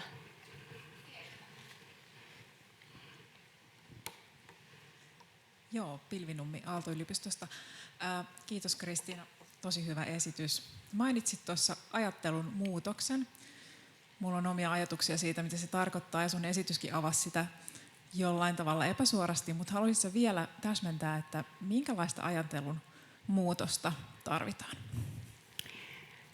No, jos sitä yrittää kiteyttää, mulla ei ole, en latele tähän nyt suoraan esimerkkejä, vaan sitä, että me ei oikeasti olla kääntämässä vaan nykyisiä asioita sähköiseen muotoon, vaan pitää ihan oikeasti miettiä jotenkin toisella tavalla. Ja kyllä mä luulen, että tässä alkaa olla jo, saa ruveta näyttämään nuoremmille suuntaan, että joku muu voi sitä sitten vähän ideoida enemmän. Mutta kysymys on tosiaan siitä, että ne paperit ei vaan muutu sähköksi, vaan mitä nuo mallit oikeasti meille mahdollistaa. Tunnistetaan tietysti myös niiden riskit. Mutta tämä olisi varmaan just semmoinen, missä yhteistyössä voitaisiin jatkaa kyllä aivan riiheilyä. Ehdottomasti yhteistyötä tähän. Kiitos. Hyvä, kiitos. Sitten mennään eteenpäin. Meillä on seuraavana aiheena yhteen toimivuus.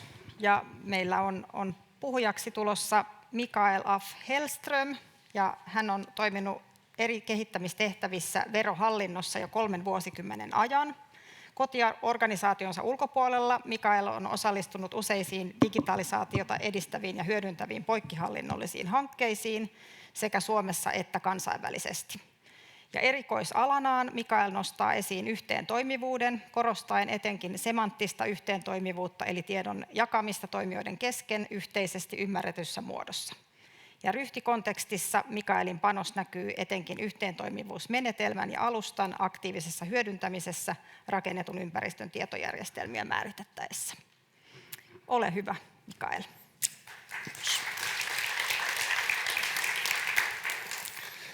Kiitoksia.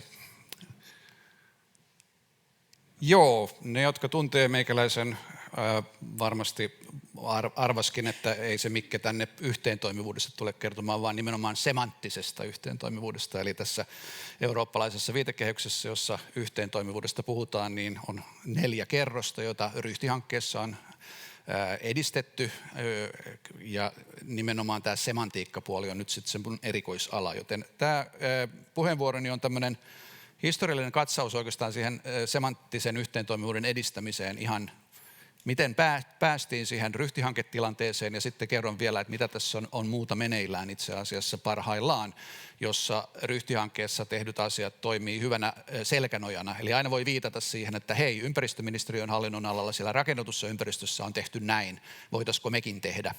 Ja näitä konteksteja ei ole pelkästään kotimaassa, vaan niitä on itse asiassa myös kansainvälisissä tilanteissa. Että voi kertoa ulkomaillakin, että hei, meillä on tämmöinen aika makea systeemi ja sitä on käytetty tällä tavalla, tehtäisikö samalla tavalla.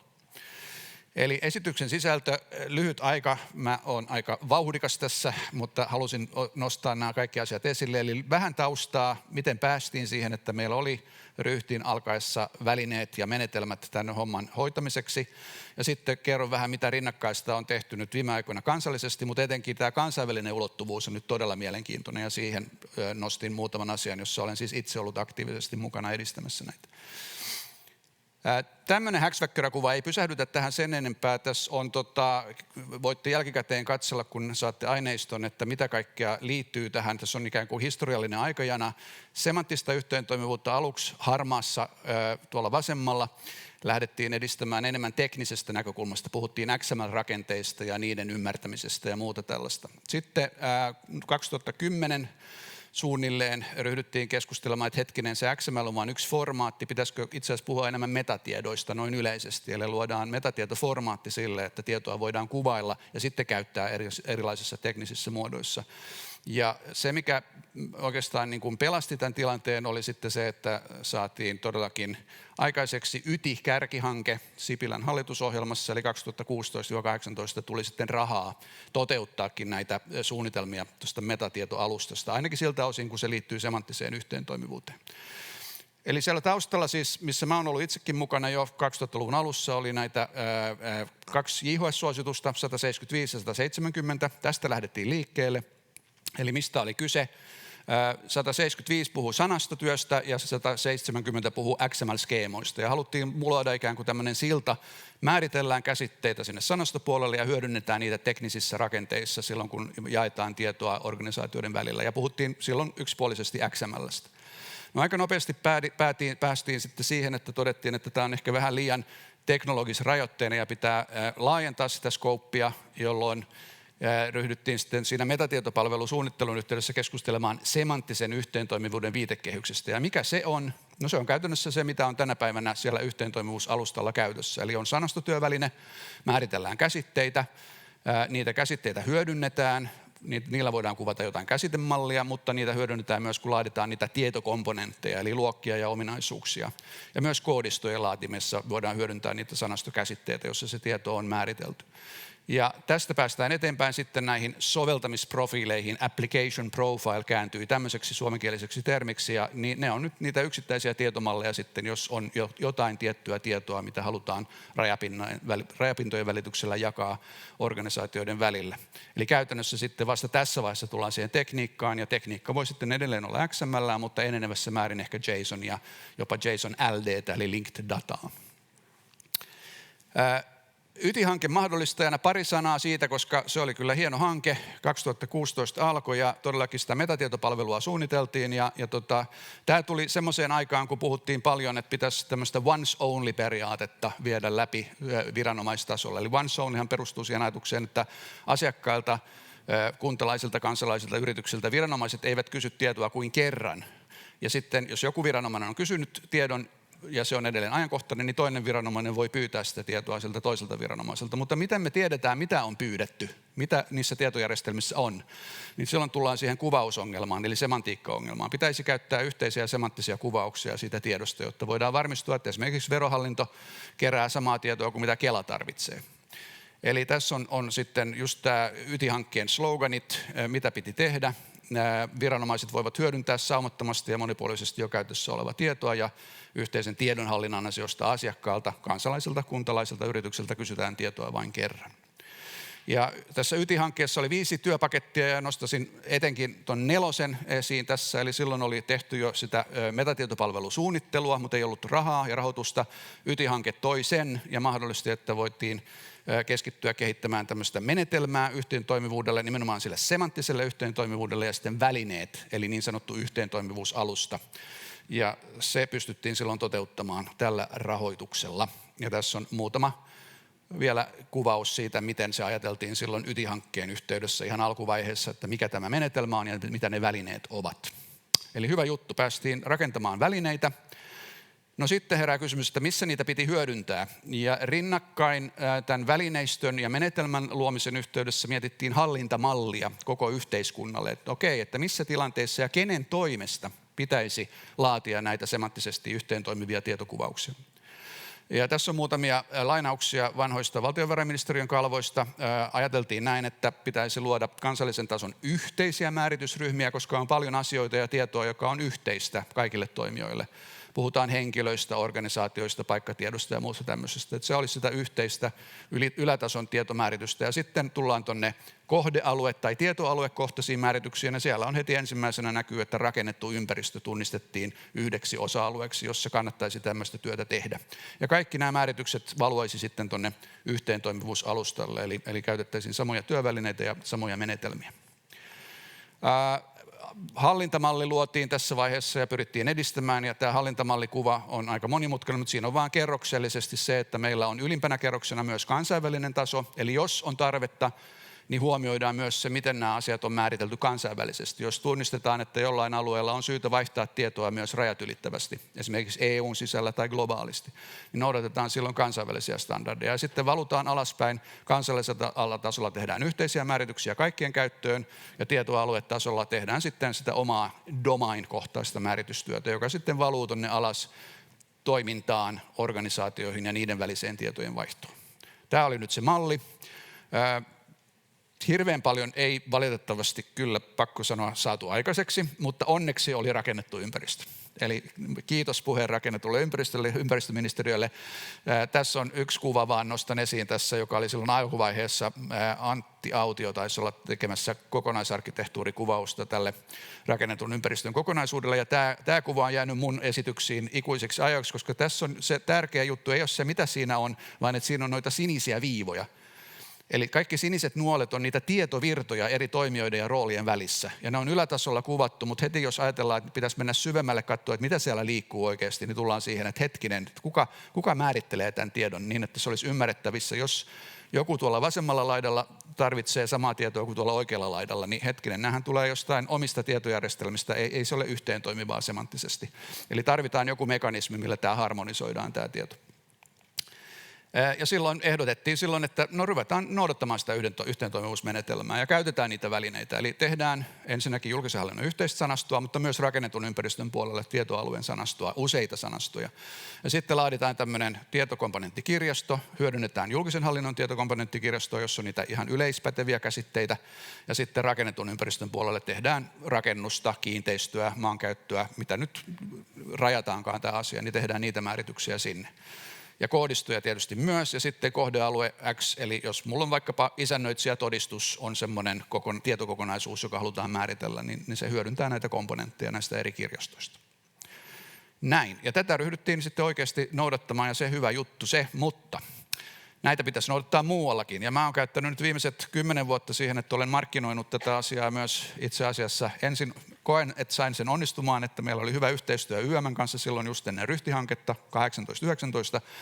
Ja sitten olen etsinyt muitakin paikkoja, missä tätä voisi hyödyntää. Liiketoiminnan tietoalue on ollut sellainen yksi potentiaalinen. Eli yrityksen digitaloushanke oli toiminnassa tuossa pari vuotta sitten. Ja siellä laadittiin suunnilleen saman sisältöisiä kuvia, mutta tietysti ihan eri kontekstiin, eli yritystoimintaan, liiketoimintaan. Eli tarvitaan noita liiketoimintaprosessin tuntemusta, ja sieltä katsotaan, mitä tietovirtoja eri toimijoiden välillä liikkuu, ja sitten pitäisi ryhtyä määrittelemään sitä sisältöä yhdenmukaisella tavalla. Eli liiketoiminnan tietoalue olisi sitten se paikka, missä olisi yritystoimintaan laajassa merkityksessä liittyviä tietosisällön kuvauksia. Ja näistä tuotettaisiin sitten niin sanottuja datatuotteita, eli nyt puhutaan jo ikään kuin sitten datan tuotteistamisesta ja siitä, että ei aina niin kuin tehdä yhtä rajapintaa, vaan yhtä tietojen vaihtoa varten, vaan ikään kuin mietitään, että voisiko tämä tietokokonaisuus olla hyödynnettävissä jossain muualla, jos se vaan määritellään mahdollisimman yleiskäyttöiseksi. Ja tässä on vähän sama kuin se äskeinen rakennetun ympäristön kokonaisarkkitehtuurikartta. Meillä oli tämmöinen prosessilista oikeastaan. Tässä ei ole niitä sinisiä viivoja valitettavasti vielä, mutta kuitenkin tunnistettiin yrityksen elinkaaren aikana, että mitä kaikkea siihen liittyy siihen yritystoimintaan ja mitä kaikkea. Jokaisen tuommoisen lilan laatikon sisällä on paljon tietoa, joka olisi syytä määritellä, mutta sillä tavalla, että se on yhteentoimivaa, niin että jos samaa tietoa käytetään jossain muussa toiminnallisuudessa, toiminnassa, prosessissa, niin se on sitten hyödynnettävää jatkossa myös. Tämä oli se idea. Mutta tämä ei oikeastaan ottanut ihan hirveästi tulta kuitenkaan. Vielä odotetaan lopputuloksia, että saadaanko tämä myytyä, muodostuuko liiketoiminnan tietoalue. Kansainvälisessä kontekstissa tätä samaa ajatusta käytettiin sitten pohjoismaisessa yhteistyössä. Meillä oli tämmöinen Nordic Smart Government-hanke samoihin aikoihin kuin tuo yrityksen digitalous. Eli siellä katsottiin just yritystoimintaa rajat ylittävissä tilanteissa. Ja rajat ylittävissä tilanteissa, jos jossain, niin on syytä miettiä, että hei, miten se tieto on määritelty vaikkapa Norjassa. Jos se on samaa tietoa yrityksestä, niin saadaanko se liikkumaan myös Suomeen tai Tanskaan.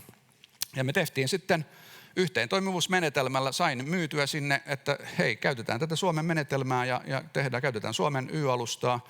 Ja tehtiin pohjoismaisia liiketoimintaterminologioita ja liiketoimintatietomalleja, näitä tietokomponenttikirjastoja, niin kuin ne nimetään. Ja tässä on hyödynnetty paljon myös noita ulkomaisia kansainvälisiä standardeja tuolla taustalla. Esimerkiksi EU, niin sanotut core vocabularies, eli tämmöiset keskitetyt tietomallit, missä on määritelty henkilöille, paikkatiedolle, yrityksille, julkiselle hallinnolle, niin kuin ne keskeisimmät käsitteet, niin niitä ei ryhdytty keksimään uudelleen. Ja noilla tiedoilla sitten saatiin aikaiseksi siinä hankkeen aikana jo muutama tuommoinen rajapintakohtainen soveltamisprofiili. Eli vähän niin kuin sanotaan, tuolla on kaupparekisteriote-tyyppinen kokonaisuus ja sitten on tosiasialliset edunsaajat, on tuo Ultimate Beneficial Ownership ja sitten laadittiin myös hahmotelma siitä, minkälainen voisi olla yleispätevä ihan tuommoinen valtakirja yrityksen edustajille toimia eri tilanteissa. Sitten pari sanaa vielä muutamasta muusta hankkeesta, jossa tätä samaa ajatusta on käytetty ja on myös nojauduttu siihen, että hei, että kun me saatiin pohjoismaisessa yritystoiminnassa viranomaiset tekemään tätä työtä yhdessä tällä tavalla ja hyödyntämällä tätä yhteentoimivuusmenetelmää Suomesta ja yhteentoimivuusalustaa Suomesta, niin eikö me voitaisiin käyttää sitä ihan EU-tasoisesti. Ja nyt on ollut pari tämmöistä laajaa pilottia meneillään viime vuosina, jotka liittyy digilompakoihin. Olette ehkä kuulleet digilompakoista jotain. Ja nämä niin sanotut walletit on nyt tuloillaan ja oltiin Verolta mukana pari vuotta tämmöisessä EVC-pilotissa ja nyt ollaan mukana WeBuild-pilotissa. Ja nämä on todella isoja tämmöisiä 200 organisaation pilotteja, EU-rahoitteisia. Ja tässä pari esimerkkiä siitä, miten jo tuossa EVC:ssä käytettiin tätä Y-alustaa ja Y-menetelmää sen lompakoiden välillä ja lompakoissa hyödynnettävien tietojen harmonisoinnissa. Eli tässä oli tämmöinen KYK-pilotti, jossa näyttää tältä. Mikä tämä on? No se on se tilanne, jossa suomalainen yritys tai yrityksen edustaja haluaisi avata pankkitilin saksalaisessa pankissa. Eli tuolla on ensinnäkin yrityksen edustaja, eli representative of the Finnish company vasemmalla ja sitten se itse yritys. Ja nämä joutuvat esittämään tiettyjä tietoja itsestään tuolle saksalaiselle pankille, joka on tuossa sinisellä. Ja miten me saadaan ne tiedot yhdenmukaiseksi niin, että kun saksalainen pankki pyytää itse asiassa saksalaisia todistuksia Saksan kaupparekisteristä, niin miten me saadaan ne mäpättyä Suomen kaupparekisterin tai Suomen verottajan tietoihin? No, mallintamalla me sinne yhteentoimivuusalustalle ja sopimalla yhteisistä käsitteistä. Eli siinä on yksi tapa hyödyntää tätä. Toinen pilotti oli aika monimutkainen, mutta onnistui myös. Se liittyy e-kuitteihin ja mä vaan näytän lyhyesti, miten e-kuitit määritellään tosielämässä. Meillä on SEN-standardi, joka kertoo, mitä tämmöisessä sähköisessä kuitissa pitäisi olla. Se noudattaa verkkolaskustandardia aika paljon, mutta se on mallinnettu paperivetoisesti, eli tehty UML-malli ja kuvattu paperidokumenttiin, mitä sen tietosisältö pitäisi olla. Sitten mainitaan siellä standardissa myös, että kun tämä toteutetaan teknisesti, niin pitäisi noudattaa tiettyjä teknisiä rakenteita. Ja ne tekniset rakenteet on kuvattu tällä hetkellä tämmöisellä Excel-taulukolla, joten jos tämän siirtää, niin kuin me tehtiin tuossa pilotissa, siirtää tuonne yhteentoimivuusalustalle, niin asiat hoituu kyllä huomattavasti helpommin, koska kaikki on yhteentoimivaa ja teknisesti oikeassa muodossa jo heti valmiiksi. Nyt mulla aika loppu, eli itse asiassa varmaan jätän nämä 2 viimeistä esimerkkiä tähän aineistoon, eli siellä on tietoavaruuksista, dataspacesista ja sitten löytyy myös yksi kansainvälinen esimerkki. Pointtina tässä mun esityksessä oli oikeastaan se, että tässä on nyt semmoinen tilanne, että todellakin tälle yhteentoimivuudelle, semanttiselle yhteentoimivuudelle ja yhteentoimivuusmenetelmälle ja alustalle on tällä hetkellä tilausta ihan kansainvälisessä kontekstissa. Nämä on todella hienoja välineitä. Olen erittäin kiitollinen, että Ryhti otti ne käyttöön ja voi aina kertoa, että siellä on rakennetussa ympäristössä tehty alustalle todella paljon ja niitä voidaan nyt sitten käyttää muuallakin, näyttää tätä hyvää esimerkkiä. Ja se on auttanut mua mun työurassa tällä hetkellä aika paljon, eli kiitoksia Ryhti-hankkeelle.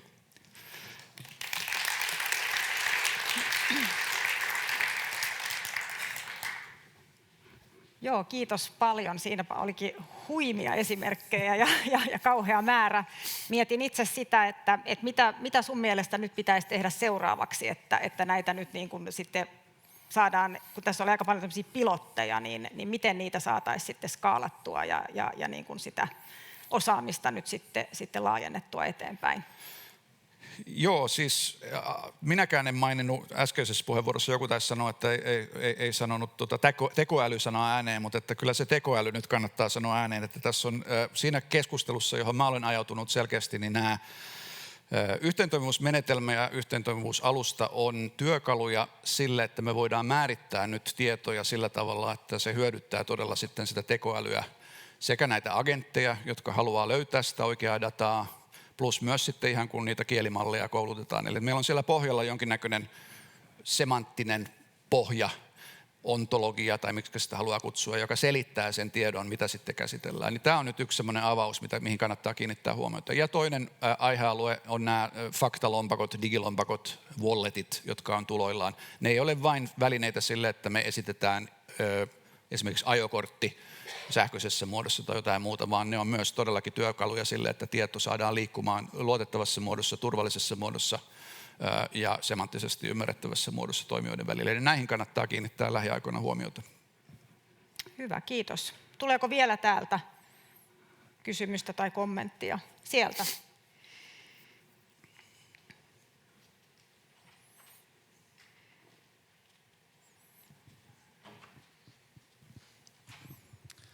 Ilkka Patineosta. Kiitos Mikke hyvästä esityksestä. Sitä mietin, että miten sä näet tuo esitys ja aika moni muukin esitys täältä lähtee aika pitkälle siitä, että tavallaan se mallinnustyö ja semanttinen yhteentoimivuus on ikään kuin valtionhallinnon vastuulla. Ja se on tietenkin se, että sehän tulee jo tietohallintalaista sellainen tietty ohjausvaade. Mutta miten niin kuin yritysten ottaminen mukaan tähän ja tavallaan se, että me saadaan tietojärjestelmätasolla se yhteentoimivuus oikeasti konkreettisesti toimimaan siellä eri järjestelmätoimittajien ja eri tietovarantojen toimittajien välillä, niin miten se saataisiin paremmin tähän mukaan, että nyt mun käsittääkseni yritykset ei juurikaan tässä yhteentoimivuustyössä ole ollut mukana tähän mennessä. Se malli, mikä on ollut näissä mainituissa large scale piloteissa siellä digilompakkopuolella on aika toimiva, eli ne on tämmöisiä public-private tilanteita, jossa ensinnäkin niin kuin tarvelähtöisesti mietitään, että hei, nyt on tulossa joku tämmöinen ihmeellinen lompakko, mitä sillä voisi tehdä, mitä sillä kannattaisi tehdä, ja sitten on ehdotettu esimerkiksi tässä toisessa pilotissa 13 eri käyttötapausta. Siellä on pankkitilin avaaminen edelleen, mutta on myös logistiikkaan liittyvää, on maksuihin liittyvää, eli että sillä voisi maksaakin ja kaikkea tällaista. Ja silloin nämä yritykset, jotka on siellä mukana aktiivisesti, niin he tuo oman panoksensa ja kertoo, että hei, näin se oikeasti menee, ja tämä on se yritysten näkökulma, ja mitä tarvitaan taas sitten niin kuin julkishallinnolta. Julkishallinnolta yleensä tarvitaan näissä tilanteissa rekisteritietoa. Eli yrityksille luovutaan vaikkapa kaupparekisteriotetta tai joku verovelkatodistus tai joku muu tämmöinen, jotta ne voi kertoa toisille yrityksille, että hei, olen luotettava kauppakumppani. Ja sen päälle sitten rakennetaan tiettyjä asioita. Mutta tämmöinen public-private, jonkinnäköinen ekosysteemimalli pitää saada aikaiseksi. Joo, ei voi olla vain viranomaislähtöistä, ei missään nimessä. Hyvä, kiitos paljon. Nyt mä luulen, että täytyy mennä eteenpäin. Eli meillä on viimeisenä puheenvuorona ennen kahvitaukoa niin valtiovarainministeriön puheenvuoro, eli Aleksi Kopponen. Ja hän työskentelee digitaalisen transformaation ja tekoälyn eturintamassa Suomen julkisella sektorilla. Hän toimii tällä hetkellä valtiovarainministeriön generatiivisen tekoälyn ministeriyhteistyöryhmän pääsihteerinä. Ja tässä tehtävässä hän tukee ministeriöitä niiden toimien yhdenmukaistamisessa ja yhteisen lähestymistavan rakentamisesta tekoälyn tuomiin mahdollisuuksiin ja haasteisiin, varmistaen, että Suomen julkishallinto voi sopeutua vastuullisesti ja tehokkaasti uuteen tekoälyaikakauteen. Ole hyvä, Aleksi. Kiitos. Olipa melkoinen johdon. Ja on tosi kiva Miken jälkeen aina tulla puhumaan. Mä tiesin, että sieltä tulee tuollainen läjä tavaraa, niin aluksi mä ajattelin, että mä en tekisi yhtään kalvoa. Mutta sitten mä ajattelin, että mä laitan muutaman kuvan tähän pohjille. Ja tuli niin monta syöttöä lapaan tässä noista aikaisemmista puheenvuoroista, niin on kohtuullisen helppo jatkaa. Mä tosiaan työskentelen VM:ssä tällä hetkellä.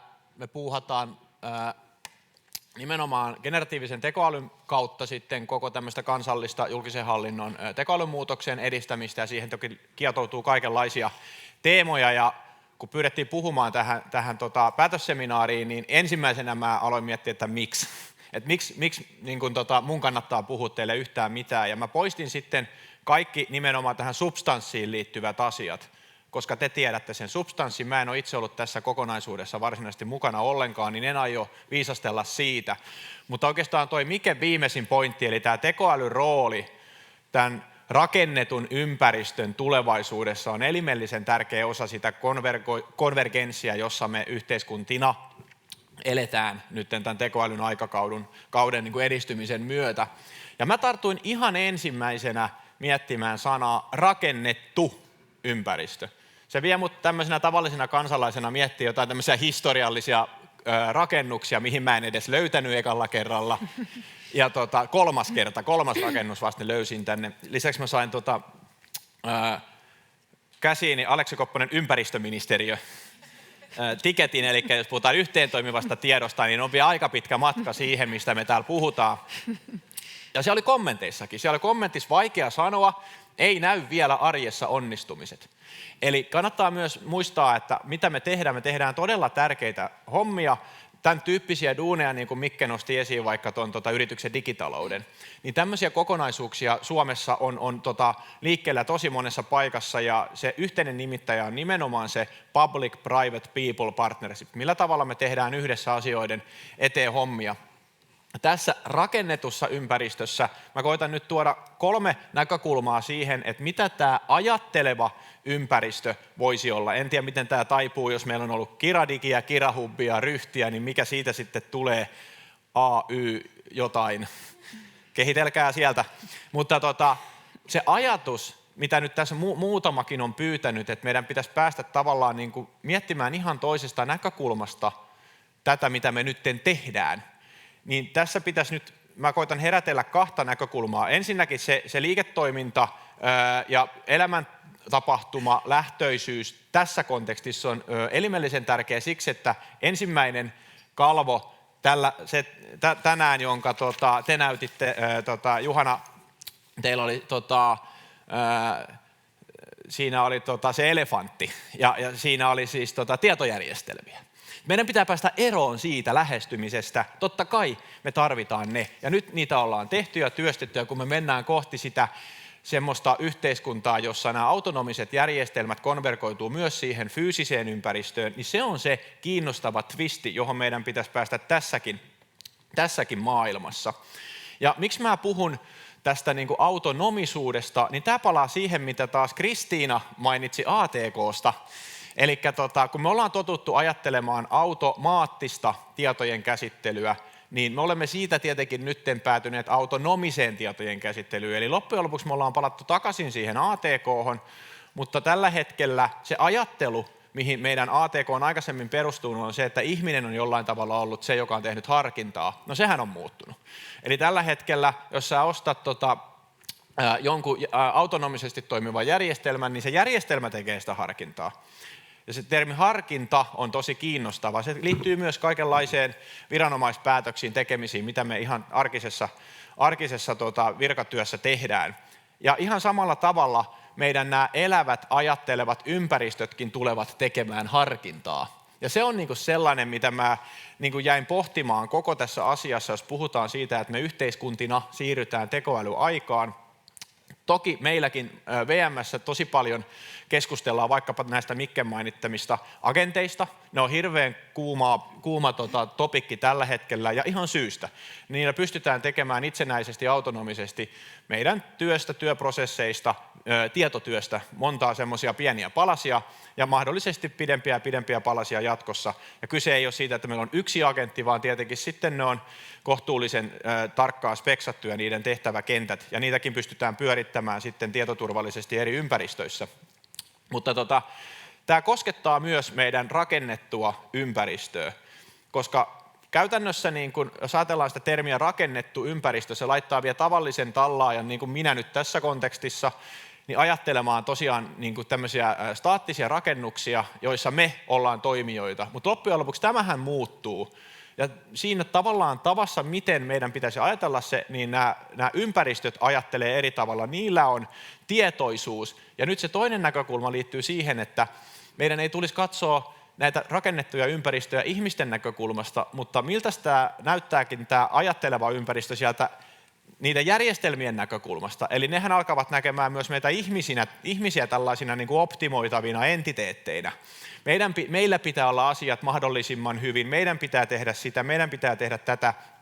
Se tunnistaa meidät, se ehdottaa ratkaisuja, se säätää itseään perustuen siihen informaatioon, arvoihin, mitä me sille annetaan. Ja kun mä käytän sanaa me, niin mä en välttämättä aina tarkoita sitä, että se on viranomainen. Kun me tehdään näitä järjestelmiä kumppaneiden kanssa, siellä pörrää algoritmit ja päätöksentekojärjestelmät, niin joku ne on kehittänyt, jotkut mallit siellä taustalla pyörivät ja johonkin niiden mallien päätöksenteko perustuu ja millä tavalla ne sitten vuorovaikuttavat keskenään. No mitä ne kulmat sitten on, mitä mä tähän ajattelen, niin niitä oli 3.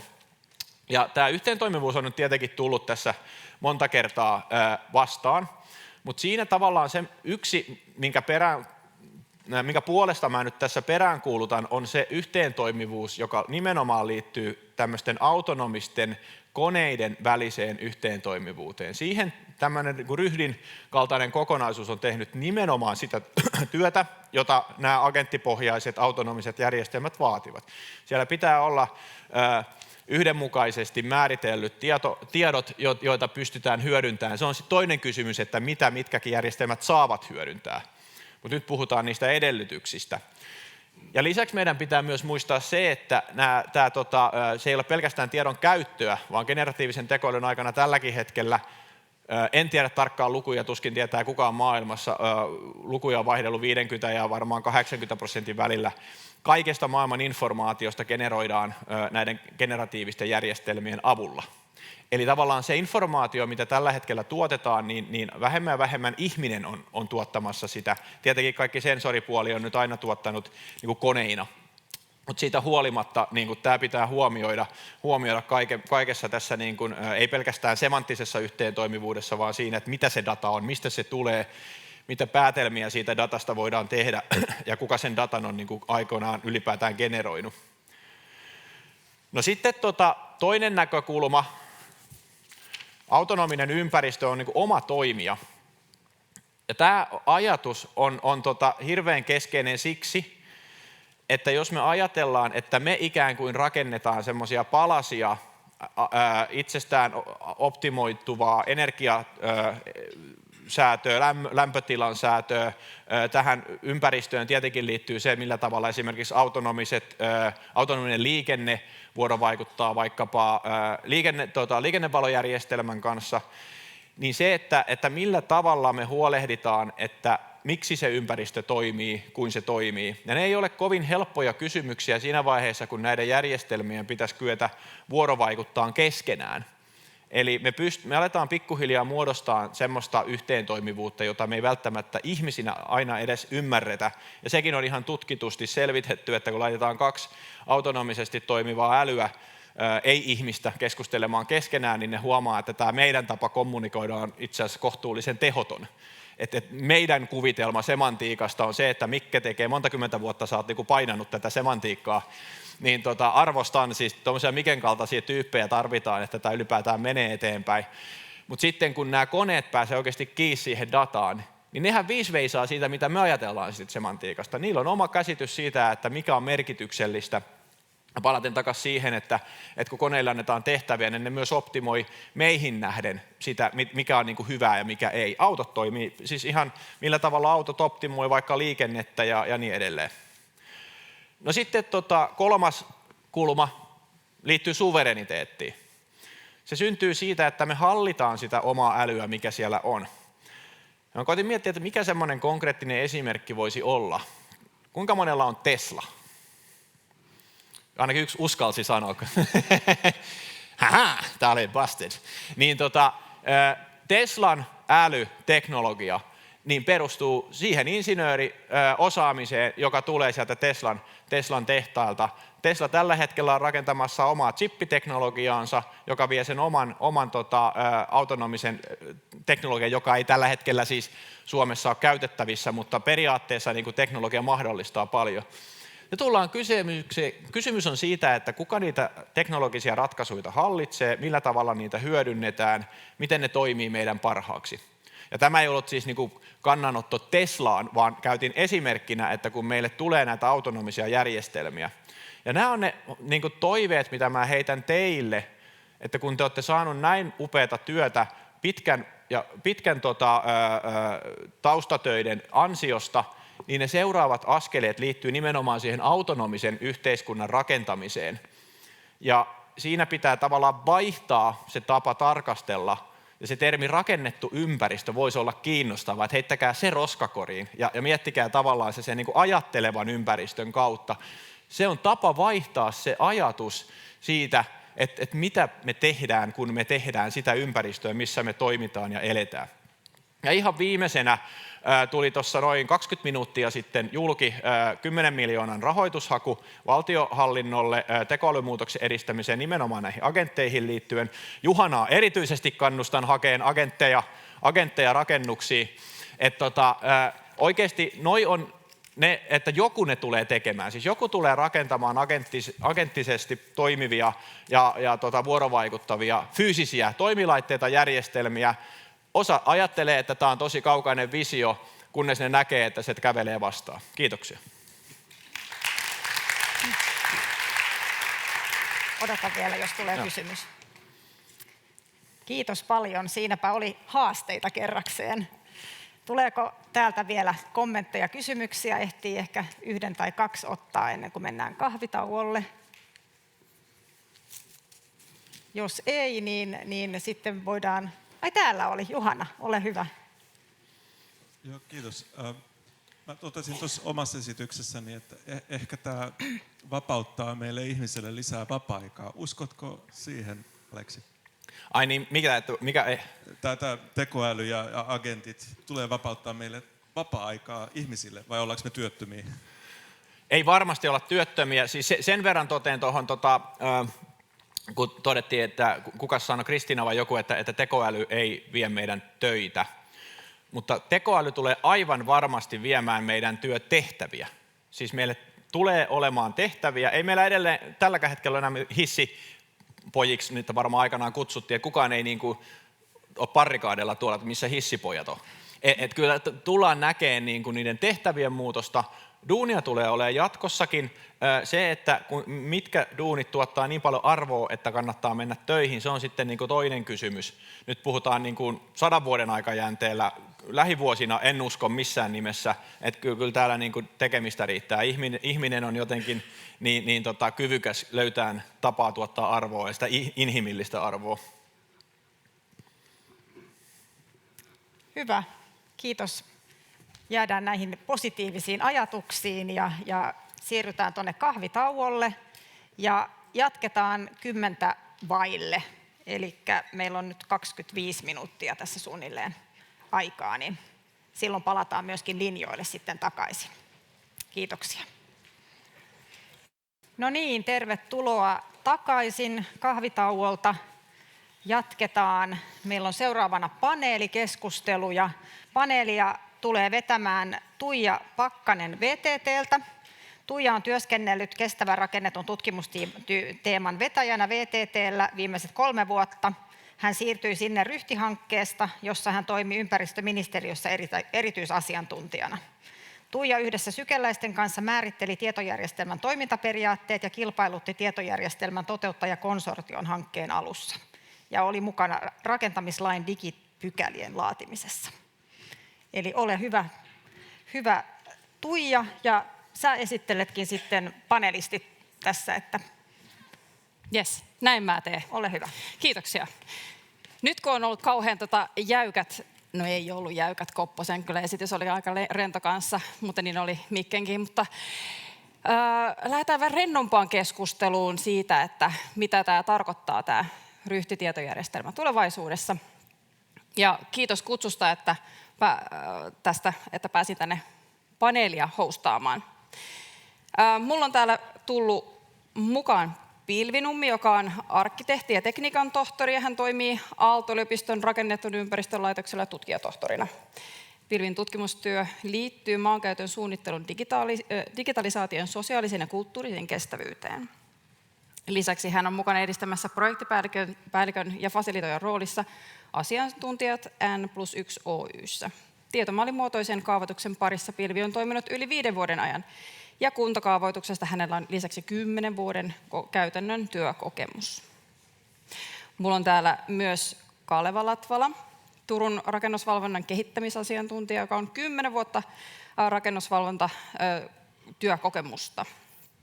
Ammatillisesti tämä on kiinnostava aika olla töissä kehitystehtävissä, koska rakennetun ympäristön alla tapahtuu tällä hetkellä todella paljon, kuten olemme tänään huomanneet. Hän on urheiluorientoitunut vapaa-ajallaan, ja uinti ja sulkapallo ja tennis ovat lähellä hänen sydäntään. Ja meillä on, ja jos haluatte kysyä uimaradoista lisää, käytännön uimaradoista kun aikaisemmin, niin ilmeisesti Kaleva on nyt se, koska hän on osallistunut myös 24 kilometrin mittaiseen uintitapahtumaan 3 kertaa. Se on aikamoinen kilometrimäärä. Lisäksi meillä on vanha kasvo täällä, joka, Kiitos.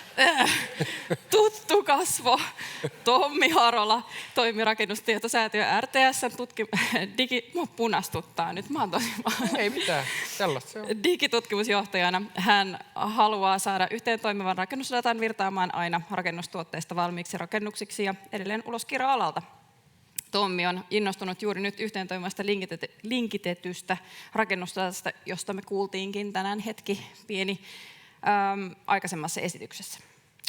Koska toimintamme voidaan vihdoin muuttaa automaattisemmaksi ja tekoälyagenteilla esimerkiksi vastuullisuusarvioinnissa. Ja satun tietämään, että olet myös kiinnostunut opiskelemaan tätä vapaa-ajallasi ilmeisestikin. Kyllä vaan.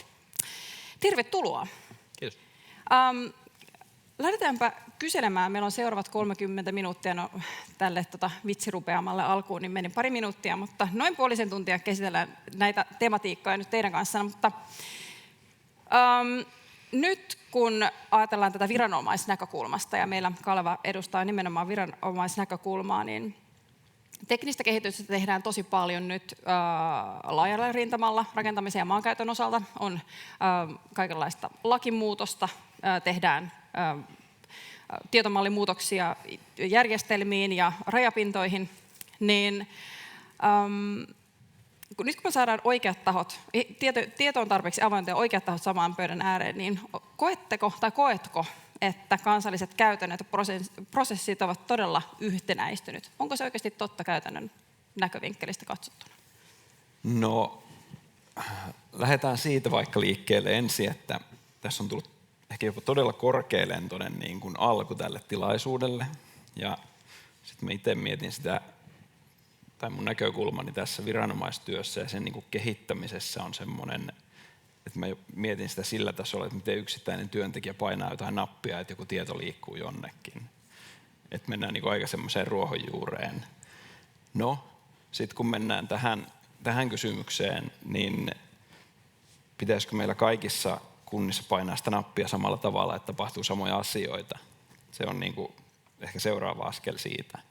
Ja nyt mä näen tämän semmoisena isona mahdollisuutena, että kun lainsäädäntö muuttuu, mennään semmoiseen niin kuin ihan uudenlaiseen niin kuin digitaaliseen asteeseen ja kaikki ohjelmistotoimittajat kehittää tällä hetkellä niin kuin samoja asioita.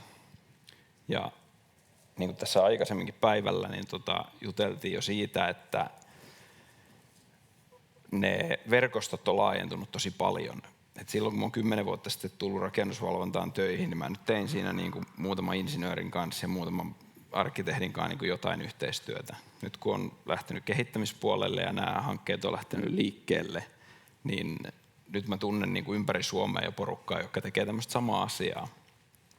Ja näkisin, että siinä on semmoinen momentum menossa, että jos me hyödynnetään sitä hyvin, ollaan avoimia yhteistyössä toistemme kanssa, niin on todella semmoinen mahdollisuus, että pystytään niin kuin yhtenäistämään niitä prosesseja ihan ohjelmistotalosta riippumatta, mutta siinä niin kuin viranomaistyössä tulisi semmoista niin kuin homogeenisuutta siihen toimintaan, mikä on ehkä myös semmoista katuuskottavaa niin kuin viranomaistoimintaa valtakunnallisesti.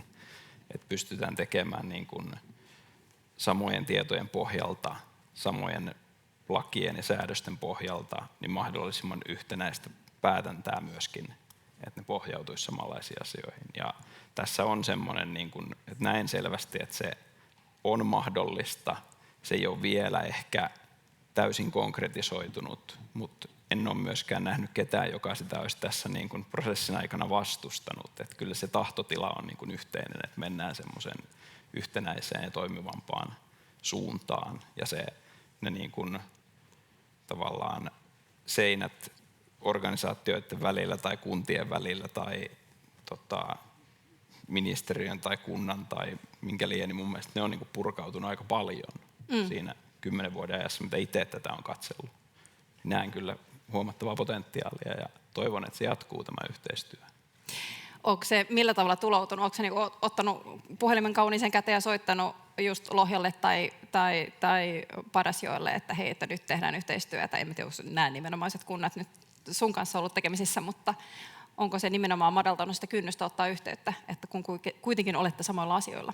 Joo, on. Ja mun mielestä nyt on ollut aika paljon semmoisia seminaareja, yhteisiä tilaisuuksia, mitkä on niin kuin edesauttanut sitä, että se keskustelu on niin kuin helpompaa. Ja monen puheenvuoron jälkeen, mitä itsekin on pitänyt, niin muiden kuntien edustajat on tullut kyselemään, että hei, että miten se konkreettisemmin, että missä vaiheessa te olette menossa. Ja moni on laittanut sähköpostia tai Teamsia tai muuta, ja sitten on keskusteltu niistä asioista. Ja vaikka niin kuin itse edustan Turun kaupunkia, niin olen pyrkinyt painottaa sitä, että ehkä sitä ajattelee sitä asiaa kuitenkin niin kuin enemmän kansallisesti. Vaikka Turun kaupunki maksaa palkan, niin ei se rajoitu siihen niin kuin pelkkään turkulaisten niin kuin hyötyyn, vaan mun mielestä pitää katsoa vähän kunkin niin kuin semmoista laajempaa kokonaisuutta. Mutta on sitä enemmän ollut. Joo. Onko samaa sitten tapahtunut maankäytön suunnittelussa? Mä ehkä Pilviltä kysyisin, että onko se nähnyt tämmöistä samaa, vaikka nyt kehitys tapahtuu eri tahdissa, ainakin niin kuin jos mietitään tätä lakien uudistumista, mutta onko näkynyt tämmöistä samanlaista madaltumista yhteydenotossa ja sitten semmoista yhteen sopivaa työskentelyä, sanotaanko näin, paremmin kaavoituksen ja alueiden käytön suunnittelun piirissä? Joo, hyvä, kiitos. Hyvä kysymys. Mä itse asiassa kuuntelin tuossa sun kommenttia, niin heti ajattelin, että mä haluan ehkä jatkaa tästä, koska erityisesti tästä ajatuksesta siitä, että se toiminta olisi niin kuin homogeenisempaa. Varmaan voin olla samaa mieltä siitä semmoisella tietyllä yleisellä tasolla, mutta mun tutkimuksessakin olen havainnut sen, että suunnittelua tehdään, ja käytännössä me varmaan tiedetään kaikki, että alueiden käytön suunnittelua tehdään tosi monella eri tavalla. Me tehdään sitä monella eri työkalulla, ja jossain vaiheessa ainakin itselle tuli sellainen olo, että itse asiassa se on ihan hyvä, että meillä on nyt edelleen erilaisia työkaluja, koska meillä on tosi erilaisia tapoja työskennellä. Ja näkisin niin, että me voidaan niin kuin edelleen sallia sitä moninaisuutta siinä tekemisen tavassa, vaikka se lopputulos onkin sitten niin kuin yhteentoimiva ja harmonisoitu. Tämä on mun ajatus tässä tällä hetkellä.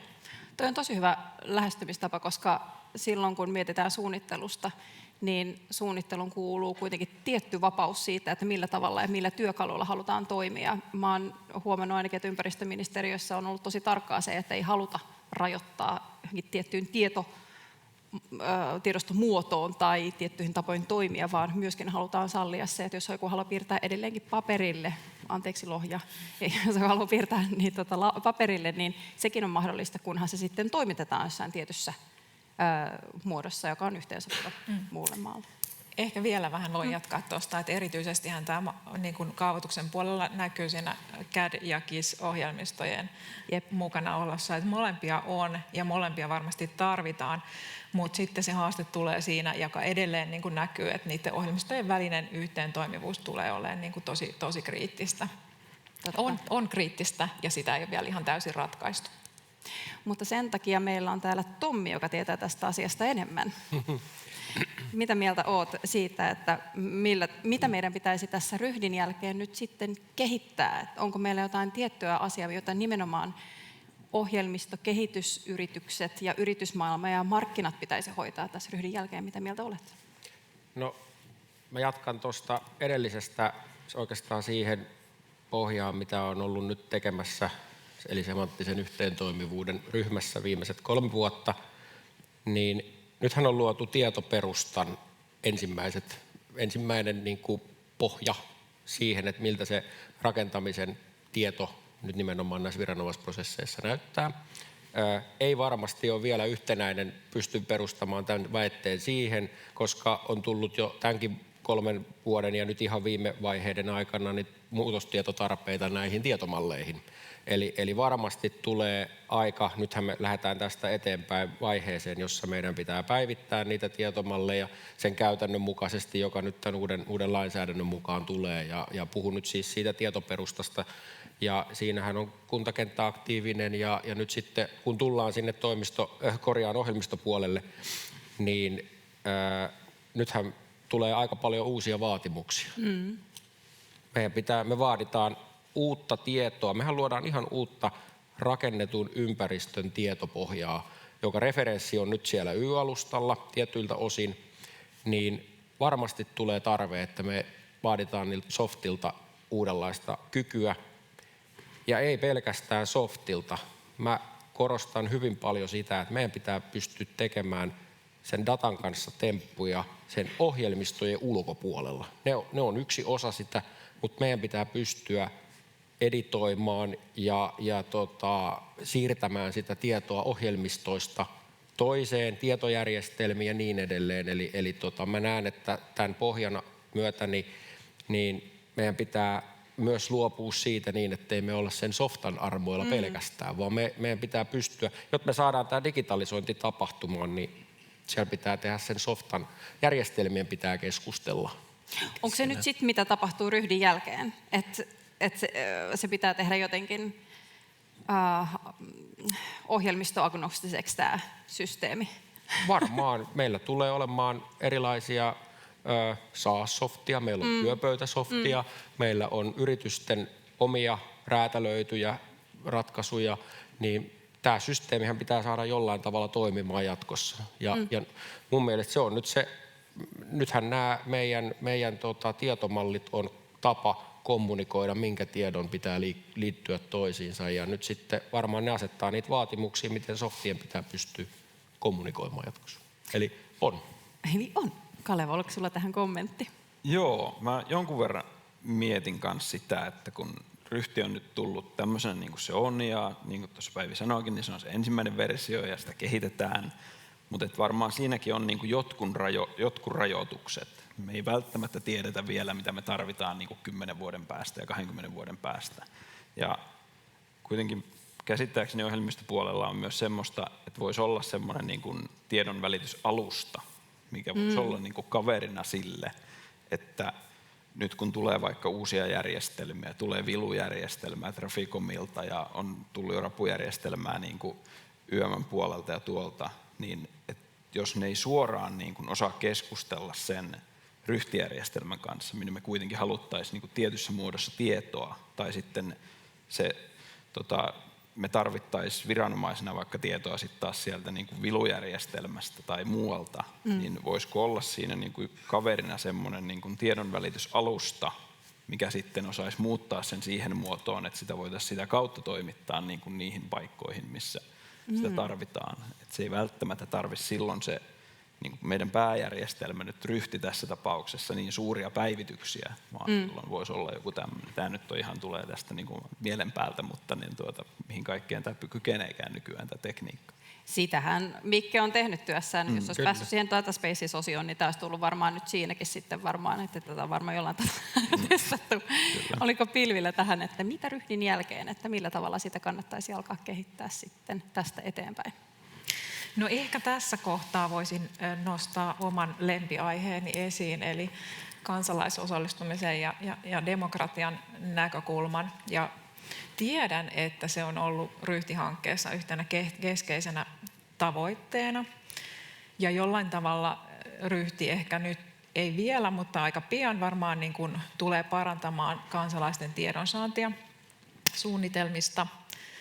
Mutta tämmöisenä vuorovaikutteisen suunnittelun puolesta puhujana ja toteuttajana mun mielestä se ei vielä riitä, vaan me tarvitaan sitä ihmisten tuottamaa informaatiota edelleen ja toivon, että tulevaisuudessa kansalaiset on mukana tai heidän tuottamansa informaatio on mukana siinä tietomallimuotoisessa kaavoituksessa aiempaa paremmin. Ja tämä itse asiassa liittyy ihan digikaavoituksen varhaisiin visioihin, joissa jo hahmoteltiin sitä, että miten palautetietoa esimerkiksi voidaan käsitellä siellä nykyistä tehokkaammin ja ehkä vuorovaikutteisemmin ja vaikuttavammin osana sitä kaavoituksen tietokokonaisuutta. Eli mun mielestä me tarvitaan työkaluja ja uskon, että on tulossa työkaluja nimenomaan vuorovaikutukseen ja osallistumiseen kansalaisille.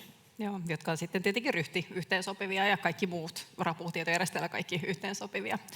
Totta kai, eikö vaan? Olisitko sä halunnut Tomi vastata? Yksi asia unohtui vastata tuossa omassa puheenvuorossani, on se teollisten prosessien kytkeytyminen tähän näin. Eli tilaustoimitusketjut muun muassa on nyt yksi semmoinen hottis-aihe, mikä tässä meidän minkä alalla pyörii tällä hetkellä. Ja siinähän me nähdään, että suunnittelu, rakentamisen tuotanto, urakointi ja tuoteteollisuus kytkeytyy jatkossa entistä tiiviimmin yhteen. Ja mikä siellä on avain? Siellä on avain se, että meillä on semanttisesti linkitettävää, kytkettävää dataa toisiinsa, jolloin me päästään siihen, että me pystytään sitä rakennustuotantoa aina sinne meidän tavoitteeseen, mitä me ollaan puhuttu jo tosi kauan, että me saadaan sinne omistamisen järjestelmiin se data sellaiseksi, että me saadaan ne Aleksin mainitsemat älykäs, mikä se oli se sana rakennetun ympäristön lisäksi? Ajatteleva rakennettu ympäristö. Niin tavallaan nyt tässä alkaa niin kuin palaset loksahtele paikalle. Se pitää se teollisen niin kuin tuotannon kytkös muistaa myös niin kuin rakennuslupavaiheen ja viranomaisprosessien jälkeen mukaan vahvasti. Joo, tuo on hyvä lisäys, koska se myös perustelee sitä, että millä rahalla se kehitys sitten vastaisuudessa tehdään. Että jos me mietitään sitä kokonaista tietovirtaa, niin sitten siellä rakennuksen tehokkaammassa käytössä, ylläpidossa, mutta myös purkamisessa vaiheessa tiedetään, mitä on rakennettu minnekin, niin on sitten ihan erilaiset uudet liiketoimintamahdollisuudet, mitä tässä nyt tuli kanssa esille.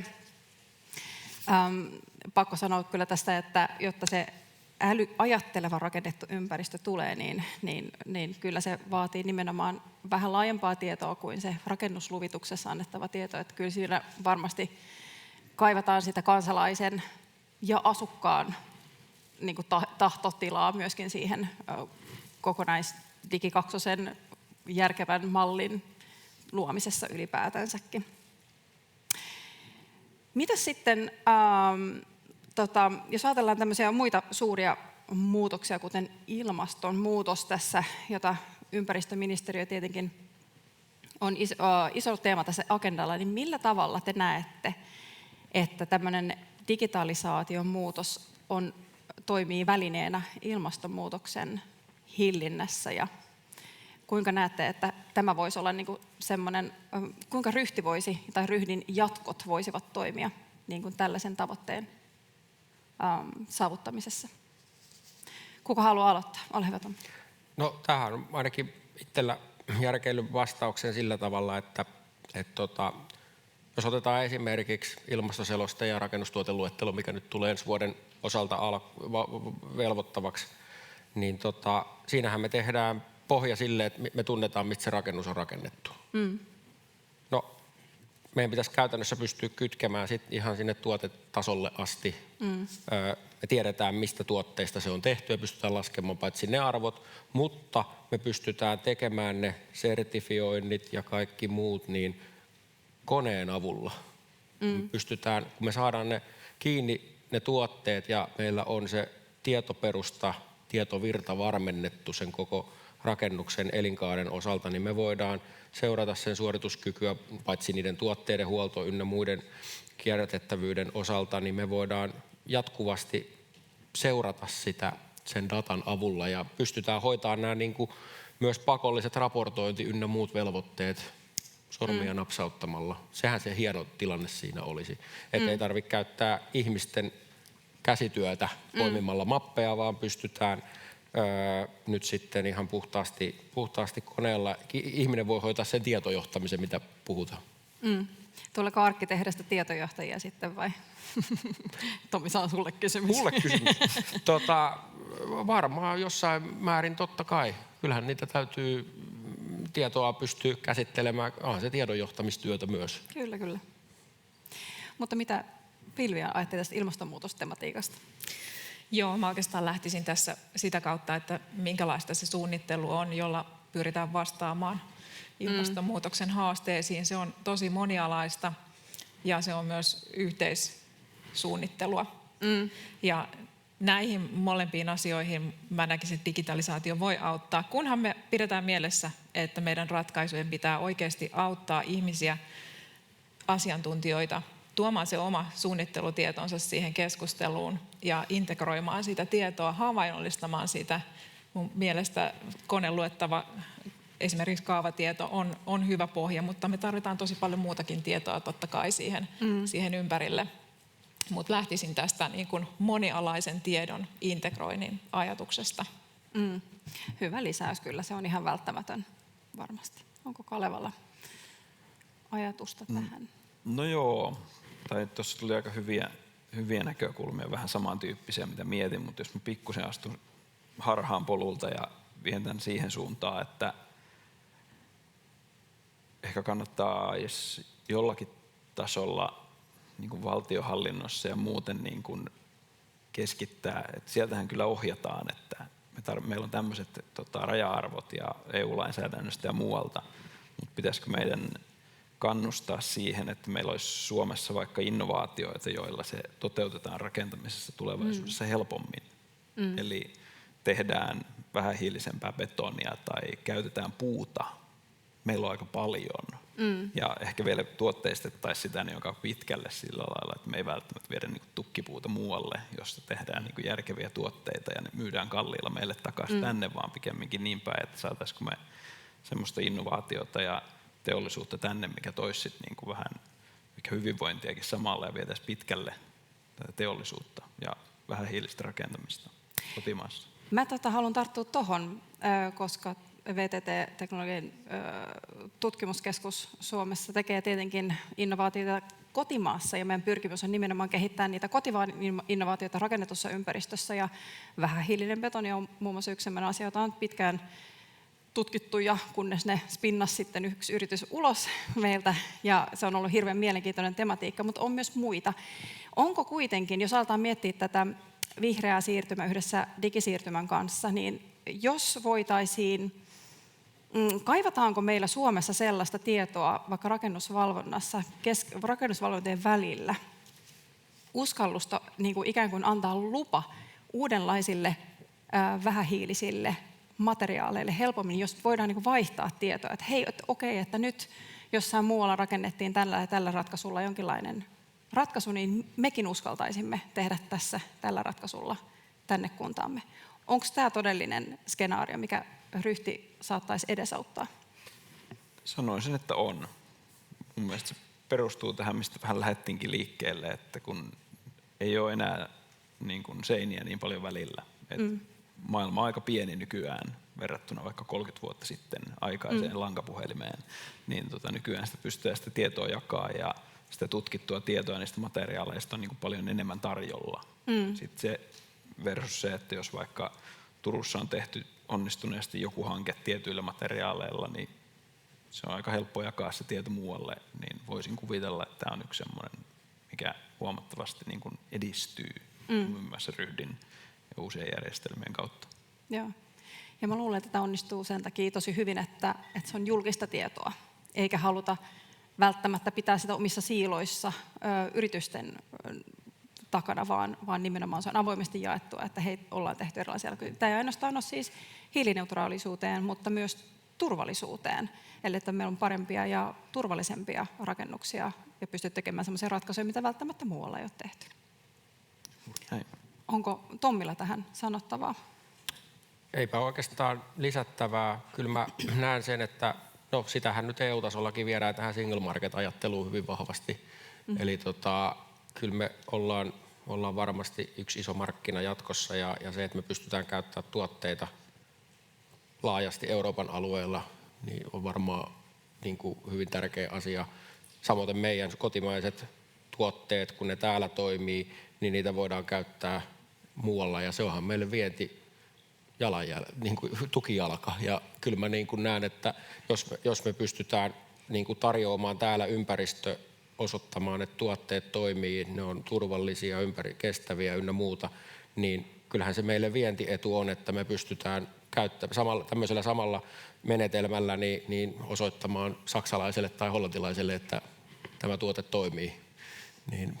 Näetkö sä mun muistiinpanot, koska se oli mun seuraava tematiikka? Että se, että mitä Damski sanoi ihan aluksi nimenomaan siitä, että tämä on kansainvälisestikin merkittävä hanke ja nimenomaan ja kun aikaisemmin mainittiin, että tässä on PPP, eli Public, Private and People yhteistyö hyvin ainutlaatuinen, jota tosi harvaalla näin onnistuneesti tehdään, niin se, että tämä on niin kuin valtiollisella tasolla hankkeena onnistunut ja niin kuin vientikelpoinen hanke, niin totta kai se kannattaisi kertoa ja huutaa tuonne maailmalle kaikkialle se, että tällaista me tehdään ja tällaista me halutaan niin kuin alkaa kehittää. Mutta mitä muita vientituotteita, Tommi vastasi, mutta mitä muita vientituotteita, mistä me ollaan niin poskettoman ylpeitä tässä hankkeessa, josta me haluttaisiin kertoa muille? Pilvi. Mä oon poskettoman ylpeä siitä yhteistyöstä ja vuorovaikutuksesta, mitä Ryhti-hankkeen tiimoilla on tehty. Mä en tiedä, onko se tuote, ehkä se voisi olla, mutta ideana se, että tässä on tehty mun mielestä ainutlaatuista vuorovaikutusta ja erityisen iloinen olen siitä, miten ohjelmistotoimittajat on keskenään ryhtyneet tekemään niin kuin entistä mun mielestä avoimemmin yhteistyötä ainakin täällä alueiden käytön suunnittelun puolella. Kyllä sitä on kyselty kansainvälisesti, että miten te olette ton toteuttaneet ja jotenkin mä uskon, että myös tämmöinen niin kuin, ikään kuin, tekemisen tapaan liittyvät asiat voi olla menestyksiä. Kyllä. Ei sen tarvitse olla aina rahassa mitattava vientituote, mutta se voi olla tietty malli toimia, konsepti, mikä tämä nyt saattaisi olla sellainen, mikä kiinnostaisi muitakin. Kysymys tietenkin on, että millä tavalla me saataisiin sitten esimerkiksi Italia ottaa tämmöisen niin kuin mallin käyttöön, tai Espanja tai Paraguay. Onko Kalevalla mielipidettä siitä, että millä tavalla, mistä sä oot poskettoman ylpeä tässä Ryhti-hankkeessa ja mitä haluaisit huutaa maailmalle? No, mä mietin vähän niitä tuotteita tuossa. Tai sanotaan, että jos mennään tuohon näkökulmaan enemmän, niin meillä on ehkä se hyvä puoli. Me ollaan aika pieni maa ja meillä on melkein kaikki niin kun toimijat saadaan saman pöydän ääreen, kun aletaan keskustelemaan jostain tämmöisestä. Kaikki oleelliset toimijat, niin kuin nyt täälläkin on paljon porukkaa ja langoilla, semmoista, jotka valtakunnassa on niin kuin pitkällä tämän kanssa. Niin se, että me voidaan näyttää, että me saadaan tämmöinen järjestely toimimaan, me saadaan yhtenäistettyä, saadaan vakioitua, ohjelmistotaloilla on valmiita niin kuin ohjelmia, miten nämä hommat toimii. Niin kyllä mä luulen, että se on semmoinen, minkä pystyisi viedä niin kuin muualle ja sanoa, että hei, tässä on, koittakaa. Ja ihan niin kuin semmoinen pieni sivukaneetti tähän, että on mielenkiintoista, että ollaan Ryhti-hankkeen päätöstilaisuudessa, koska nyt tämä mun mielestä vasta alkaa kaikkiaan tämä homma. sä oot juuri jäljellä, koska tässä on oikeasti vasta niin kuin kick-offi eräänlaiselle muutokselle siellä kunnissa. Mä haluaisin kysyä, että oliko chatissa kysymyksiä tai onko yleisössä kenties kysymyksiä viimeiselle yhdelle kysymykselle? Siellä on laidalla. Nyt saa olla näpsäkkä vastauksissa sitten, koska meillä ei ole kovin paljon aikaa. Tukijäsen Tero CG:ltä. Hei. Ja kysyisin semmoista asiaa, että nyt kun muutaman vuoden päästä Ryhti on täydellisesti käytössä ja kertyy enemmän dataa ja paremmin, niin mitä me pystytään tekemään sitten paremmin kuin tällä hetkellä teidän mielestä? Kuka haluaa aloittaa? Mä voin aloittaa. Mä luulen, että kun tämä Ryhdin käyttöön liittyvä vakiointi pääsee pidemmälle ja nämä yhtenäisemmät prosessit, niin me ollaan niin kuin tehokkaampia siinä päätöksenteossa ja se pohjautuu niin kuin oikeanlaisiin asioihin. Joo, mä voin jatkaa. Mä toivon, että meillä on kaavatieto sillä tavalla helpommin saatavilla, että se parantaa vuorovaikutusta ja päätöksentekoa. Uskon näin. Joo. Nyt sulle jää, Tommi, viimeiset sanat. No, mä menisin vastata kanssa tämän tehokkaamman prosessoinnin, mutta otan seuraavan. Eli mä näen, että se rakennusluvassa tehty pohja, tietopohja, saadaan tuohon meidän tuohon rakentamisen prosessiin niin kuin entistä paremmin koneluettavana pohjatietona, joka rikastuu ja se on käytettävissä uudelleen. Eli toivon sitä niin, että meidän ei tarvitsisi tehdä uusinventointeja joka kerta, vaan me voitaisiin niin kuin sen ympärille ja sitten sen rinnalla jossain, en tiedä vielä missä, Ryhdin lisäksi, niin jalostaa se rakennuksen tieto sellaiseksi, että me voidaan sillä elinkaarella sitä käyttää. Sitähän me ollaan haluttu useampi vuosikymmenkin jo. Kyllä, usea vuosikymmen.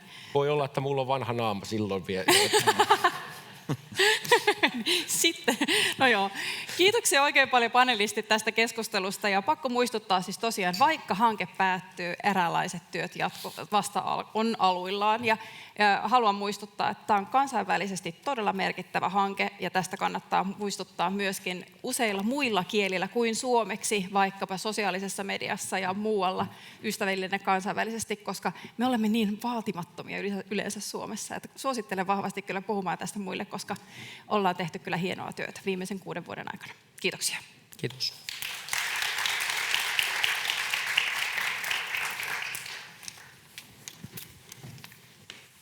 Kiitos paljon. Siinä olikin hienoa yhteenvetoa jo tästä, mitä kaikkea on saatu aikaiseksi.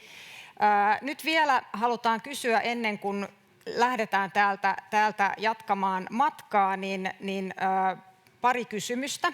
Ja ne on taas siellä chatissa, eli voi mennä tuonne osoitteeseen www.viestit.io ja laittaa tuon koodin ja siellä sitten vastata kysymyksiin. Ja ensimmäisenä kysymyksenä meillä on, että mitä toivot ensisijaisesti jatkossa kehitettävän rakennetun ympäristön digitalisaatiossa? Eli sinne saa nyt heittää hyviä ideoita, mitä tässäkin varmasti iltapäivän aikana on tullut ja joitakin ideoitahan toki on täällä jo heiteltykin ja niitä saa myöskin toistaa, jos pitää niitä hyvinä. Niin sillä välin kun mietitte näitä vastauksia, niin mä voisin pyytää Juhanan tänne lavalle ja voisit myöskin ehkä vähän vetää yhteen tätä iltapäivää ja katsotaan sitten sen jälkeen vielä niitä vastauksia tähän kysymykseen. Joo, ja jos ymmärsin, meillähän on toinenkin kysymys tämänkin sitten on jälkeen. Vielä toinen, joo. Joten mennään vähän loppuun kohti ja tämä päivä on ollut aivan mainio. Mä oon nauttinut erittäin paljon näistä puheenvuorojen piteistä, kaikista, jotka on juontanut tänään. Ja otetaan vielä yhdet aplodit kaikille. Mahtavaa. Toivottavasti siellä kotona etänä kaikki kanssa taputti. Mutta joo, 6 vuotta on ollut pitkä aika mun elämästä. Tämä oli sellainen tietynlainen teema, joka mä jo yliopistoaikana mietin, että miksi tämä on näin vaikea, tämä suunnittelu, kaavoituksessa, rakennussuunnittelussa ynnä muuta. Ja ei meillä silloin korkeakoulussa oikein vielä, GISiä ja CADia vähän alkeellisesti käytettiin opinnoissa.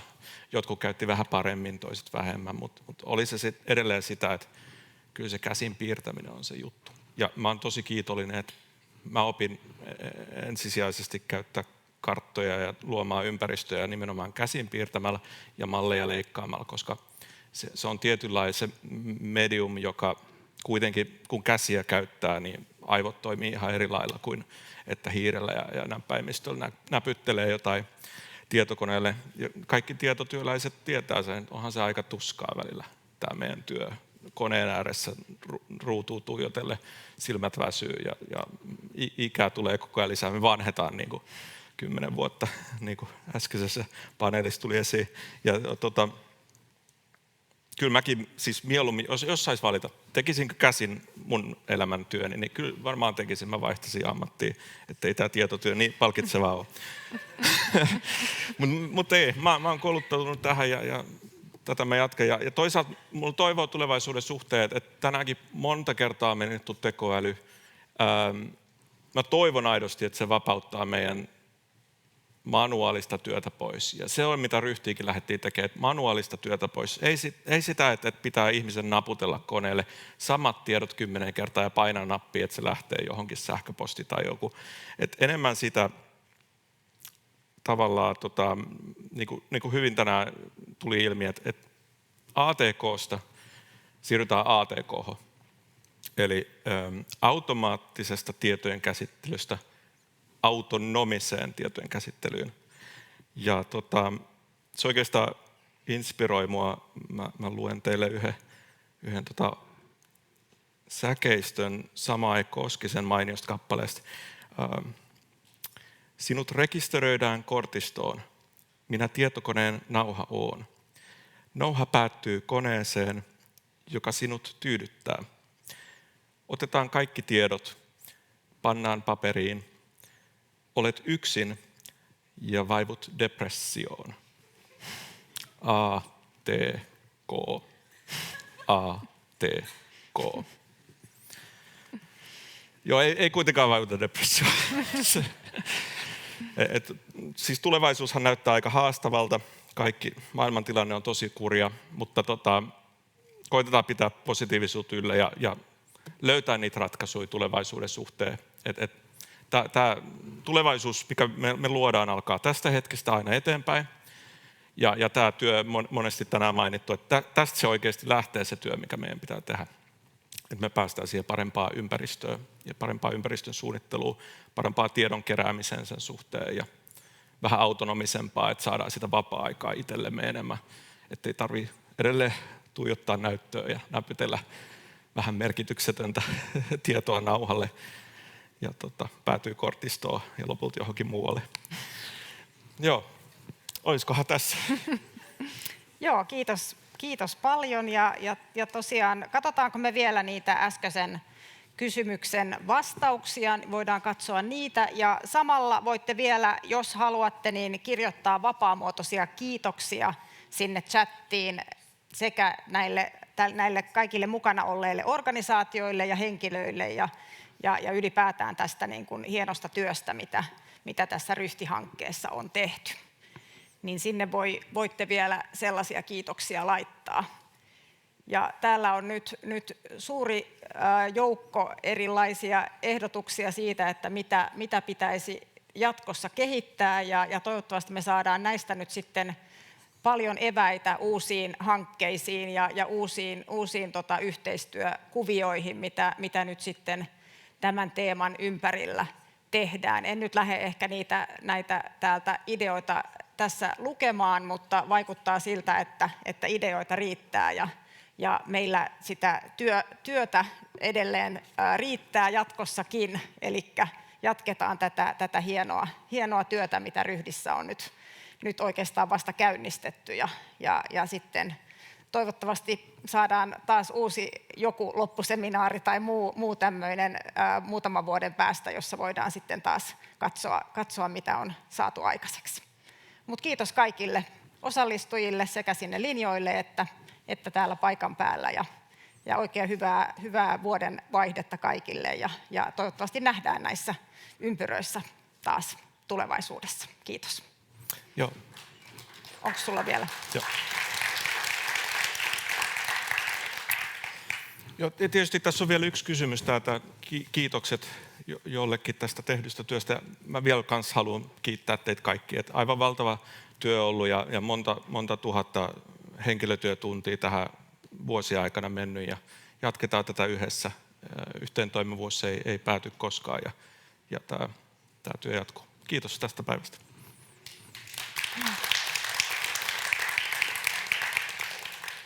Hyvä, ja sitten läsnäolijat tosiaan, niin voitte siirtyä tähän viereiseen tilaan, niin siellä voimme jatkaa keskusteluja ja siellä on ilmeisesti jotain pientä tarjottavaakin sitten kaikille. Olkaa hyvä.